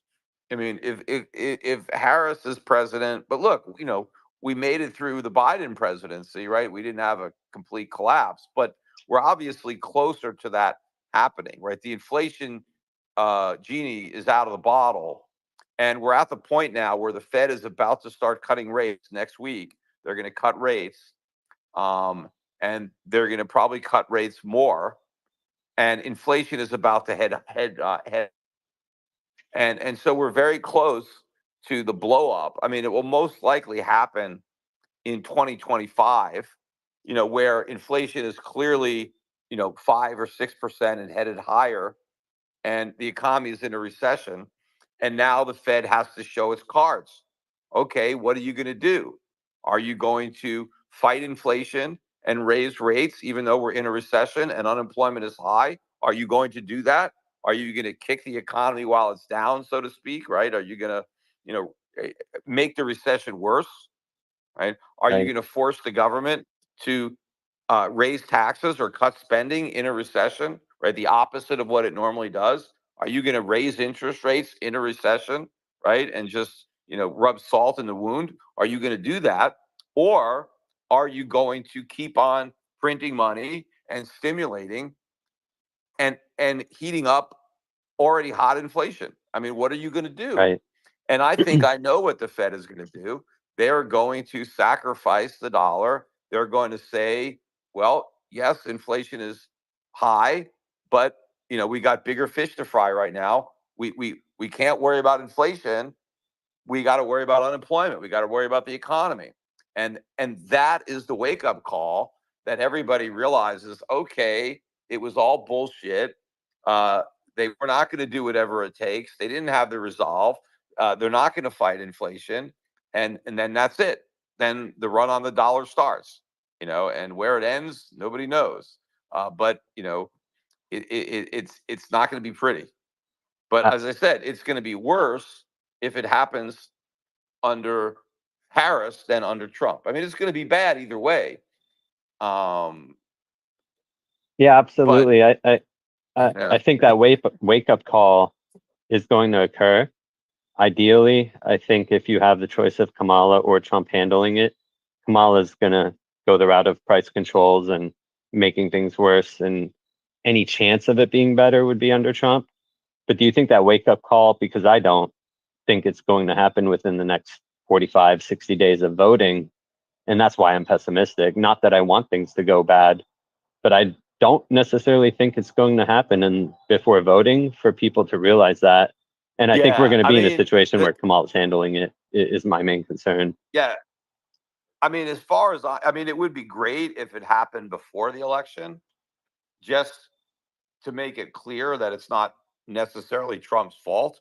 Because if it happens when he's president, of course they'll blame him for it, right? But also, the sooner the better. I mean, I mean, Agreed. it's like people think I'm rooting for bad things to happen. I'm not rooting for bad things to happen. Bad things are going to happen. I just want them to happen sooner rather than later, because the later they happen, the worse they're going to be. Absolutely. And the worse they're going to be, the lower the odds that we get the right solution. And it's not like a lot of people are like, hey, I just want to delay it because I might be dead by the time it happens. I mean, that's a lot of and a lot of the people that help create these problems are dead, right? Yep. I mean, these problems have been building for a long time. And like guys like my dad, people have mentioned my dad. My father was predicting these problems, and he died before they actually really blew up. I mean, so my father didn't live long enough to see the crisis that he, had been predicting for most of his life because he understood the problems going back to the 1960s. But but I'm not going to say, well, I hope that we can postpone the crisis until after I'm dead because I have kids that are going to deal with it, right? But I just want to get it over with, right? It's like bite the bullet, deal with it. That's why I said if I was president, it's like the buck stops with me. We're not kicking the can down the road anymore. We're dealing with it. We're gonna, but no politician wants to accelerate the crisis. But that's the only way to deal with it is to accelerate it, right? But then you can deal with it on your terms instead of on the market's terms. When it's foisted upon you from external factors, then you're not in control as much as if a controlled burn is better than a wildfire. Yeah. But unfortunately, we're going to get the wildfire. Yeah, I agree with you. Yeah, and I'm in my upper 30s. I have a 4-year-old, a 1-year-old. I'm certainly worried more so about them. I think we have people in power who are in their, like you said, either the people who are either they're dead or they're going to be dead. The people in power in the Senate, average age I think is mid 60s, House upper 50s. They probably don't care as much. Uh, uh, I guess the only Well, maybe they're hoping they're going to be dead, but if this thing blows up, in the next few years, they're all going to be alive. It's only if they can kick the can down the road for another 20 or 30 years that they'll be lucky enough to be dead. But I don't know that we can go that far. I mean, the national debt is 35 0.3 trillion. Can it really grow to 50 or 100 right. trillion? Can it really get that big? I mean, it seems like it should be impossible. I mean, interest on the national debt is over $1 trillion a year. As I said, it's bigger than national defense. Within a couple of years, it'll be bigger than Social Security or Medicare. I mean, in 4 or 5 years, interest on the national debt will consume 100% of tax receipts. Can we actually get to that point where all the government does is collect taxes to pay interest? And everything else it spends money on, it has to borrow new money. I mean, can we possibly get to that point? It doesn't seem like it should be possible because it doesn't seem like anybody would be dumb enough to loan us money in that circumstance. Yeah, no. So we got to be close. We can't be decades away. Yeah, I certainly think it's going to It's hard to happen. believe that we're even years I away. certainly think it's going to happen in my lifetime. I think it's guaranteed it's going to happen in my children's lifetime, which is unfortunately. Oh, no. Now you're talking. No. I mean, you're talking 50, 100 years. There's no possible way we can kick the can down the road for that long. It just because then you're talking about hundreds of trillions of dollars in debt. I mean, it just can't. It can't. Yeah. The fact that we already had a financial crisis, the fact that things are happening, these are all the warning signs that it's nigh. So Yeah, and I was thinking it's coming. I was thinking prior to this debate, at least with the people that Trump has somewhat surrounded him with the Tulsi Gabbard anti-war people, the maybe Ramaswamy actual libertarian people who know maybe how to handle it if something does occur, that we'd have a chance. What's your perspective on if he wins, what the outcome is? If he loses, what happens, I guess, 3, 5, 10 years from now if Kamala's in office and how that plays out and kind of advice on where to go from there. As I just said, and let's just wrap it up because it's getting late. I got to go to sleep. I have a feeling it could be a big day in the market tomorrow. But look, if Harris wins, you've got a radical left wing White House. If the Republicans lose the House as well, and the Democrats retain the Senate, you're gonna have some pretty bad tax policy and regulatory policy that's going to be introduced, early on. There may be some hope that higher taxes might, reduce the deficit, but they won't. I mean, the Right. spending increases will dwarf the tax hikes.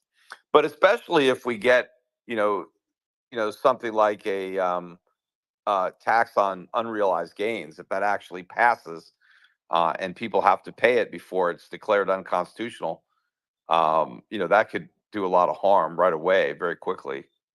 But again, the big thing is going to be if we get the currency crisis, if we get a big drop in the dollar and a spike in interest rates as the recession hits, that's when, you're going to see a bigger difference in the response. But again, I mean, Trump's response to COVID was horrible, right? Absolutely. His response was a big government spending deficit money printing response, right? So I can't imagine the Democrats would have done anything worse, right? I mean, I can't. I mean, it was about as bad as you could have been, right? So again, it's even possible that Trump would do all the horrible things that I'm afraid that Kamala is going to do. It's just that with Kamala, I'm certain she's going to do those things. With Trump, I don't know. Yeah. No, I appreciate it. I'm So hopeful, but pessimistic. I'm sorry to be pessimistic. I appreciate your advice. I'll continue to be a yeah. follower, a listener, and hedge my bets. And of course, when it hits the fan, I will be giving out plenty of advice to the president, through social media and through this platform. So somebody in the Trump administration is more likely to listen to what I have to say and Yes. maybe take it seriously than anybody that would be in the Harris administration. Do you think there's any Like, more that if I'm even going to get invited to the White House, it's not going to be with Harris as president.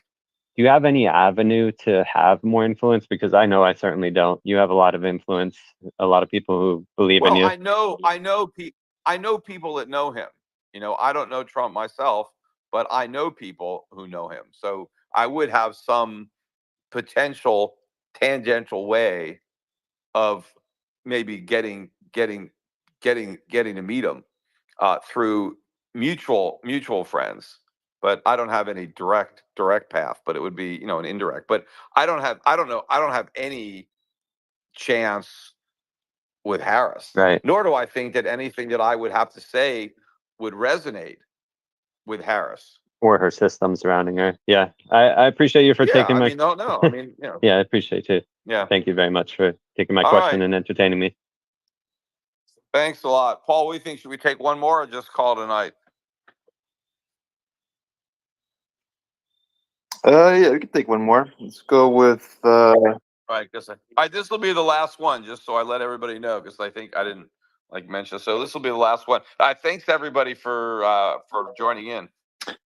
all right. Let's give Zacchaeus Allen. Thank you very much for letting me ask this. So my question has to do with Trump's statement that everybody knows he wants to end inflation, he wants to bring it down, but he says that his method that he's going to use is he's going to pull a lot of oil out of the ground, and that is going to end inflation. And I was wondering, like, is he really that ignorant to think that increasing the supply of oil is going to, like, increasing the supply of oil to lower the price is one thing, but lowering government spending to lower inflation is another. So does Trump not understand that? Or is he just think that his base also is ignorant? Well, I think it is probably more of the latter.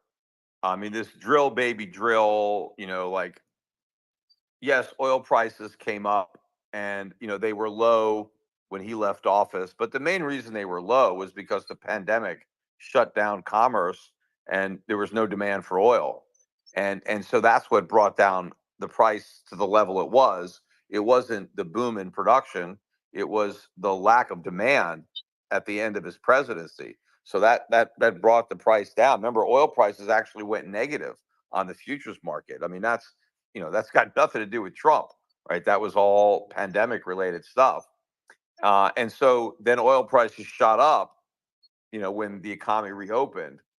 And so, but he can still point to the low oil prices and claim credit for that, and say, well, I'm just going to bring down inflation by bringing down the price of oil. But no, that's not going to work. Um, the only thing that's going to bring down inflation is going to be substantial cuts to government spending. And he's talking about, cutting something. He's talking about having an efficiency committee headed by Elon Musk. And, maybe they will have some cuts in discretionary spending. But during his first term, he didn't do that.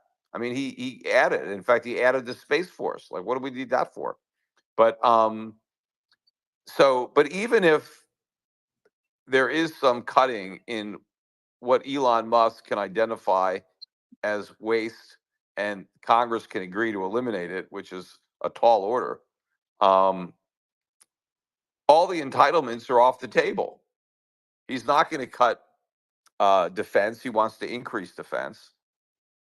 He's not going to cut Social Security. He wants to increase Social Security. He's promised to increase Social Security by eliminating the tax on the benefits, which is the same thing as an increase in the net benefits that the government has to pay out.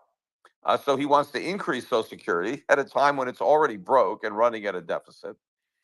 He doesn't want to get rid of Obamacare. He doesn't want to cut Medicare. So no, inflation is going to get higher under Trump. And that is part of the problem, because if Trump wins, he's not going to succeed in bringing down inflation. It's not going to happen. Inflation is going to go. The one promise he might be able to keep is the wars. I mean, maybe he could, stop funding Zelensky so that they can have some kind of peaceful resolution to this war. And I wish he would have said, because they mentioned, I mean, don't you think because she said, don't you want Ukraine to win?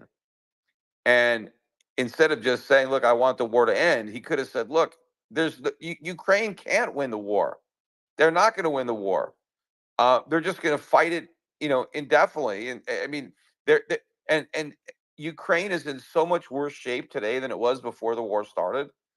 I mean, their infrastructure has been obliterated. Millions of people have been killed, and they have even less freedoms now than they had before. It's not like they were a very free country. They ranked lower on the heritage scale of economic freedom than Russia before the war, but they suspended whatever freedoms they had. So it's a very unfree place right now. So, I mean, they're way worse off because they're fighting a war that they can't win. So it's just ridiculous. But maybe he'll be able to do something on the wars. And at least if we can stop the war spending, if we don't have to send any more money to Zelensky, then that could help. And obviously, peace in Ukraine is beneficial for Europe in general, but in particular for the Ukraine, but also for Russia. But and also, Trump didn't push back when Kamala Harris made these ridiculous comments that if it was for Trump, that Putin would be in Kiev getting ready to invade Poland like he was Adolf Hitler. I mean, there's no way that Putin would be taking over even the Ukraine, let alone invade Poland or other countries in Eastern Europe. That is not anywhere and there's no evidence that that's what Putin would do. This is all a bunch of BS to justify the war, to try to claim that we can't appease him like we appeased Hitler. He's not Adolf Hitler. I'm not saying he's a great guy, but he's a far cry from Hitler. And the goal is not to conquer Europe, right? That's he's not Napoleon either. Yeah, Peter, I definitely But I agree that like Trump knows in his head that the real way to lower inflation would be to lower government spending that's funded by borrowed money, but he needs a message to give to his base, and that's simple and to the point. And so he has the drill baby drill, and that might help indirectly by increasing the supply, which will lower the price of oil, and it might go through and affect other prices. But yeah, that Trump, it really is smart, and he knows what's going on. And also, I've listened to your podcast for many years, and I was absolutely thrilled to be able to ask you a question. So, thanks a lot. All right. Well, thanks. And you got to ask the last question. So thanks everybody for participating. Again, it looks like it could be an interesting day tomorrow. We also have got a lot of economic data coming out. The inflation numbers are coming out this week. We get the CPI and we get the PPI. Let me see. I forget if it's coming out tomorrow or Thursday. No, it's tomorrow, Wednesday. So we get the CPI coming out tomorrow, and then the PPI on Thursday. So yeah, I mean they're looking for a rise of 0.2 in the month over month, and in the core as well, 0.2, and year over year 2.6 for the headline and 3.2 for the core. So we'll see. I mean, I think the Fed's cutting rates regardless. But if these numbers come out higher than expected, there could be a real dump in the markets. If they come out lower, we'll see. I mean, the market, we could get a real big move. Gold could hit new highs. It's ironic that if we get low inflation, that could be a catalyst to spark gold to new highs. But higher inflation could see gold dump another $20 or $30 or more. But one of these days, we're going to get high inflation numbers and gold's going to rise instead of fall, which is what it should do. And that might be the beginning, of the big move up when traders finally realize that inflation is bullish for gold and not bearish. But anyway, I'll talk about all this stuff on my next podcast because that's going to be, I think, a big topic. These numbers and the market reaction. The Fed meeting is not until the following week when we get the rate cuts. Again, it's a foregone conclusion that the Fed is going to cut. The only question is by how much, 50 or 25. I think the markets really need 50. And if they get 25, I think the market's going to go down. They could even go down on 50, but they need 50 at a minimum because the market is very overpriced and needs the liquidity. Anyway, thanks everybody for listening. Don't forget, if you're not currently following me on X, make sure and follow me. And if you're not listening to my podcasts, you'll go to them. I do them on my YouTube channel, and I do them on shiftradio.com. And I also have a new venture, Shift Sovereign. So if you don't get our free newsletter, which comes out pretty much daily, you should go to shiftsovereign.com and make sure and input your email address so you start getting those newsletters. And also, we have a premium letter. You might want to give that a try. You can do a free month, and it's not a lot of money, but there's a lot of value, I think, in the content that we provide. Anyway, that's it. And again, thanks again to Paul Maresca for helping out. And take care, everybody.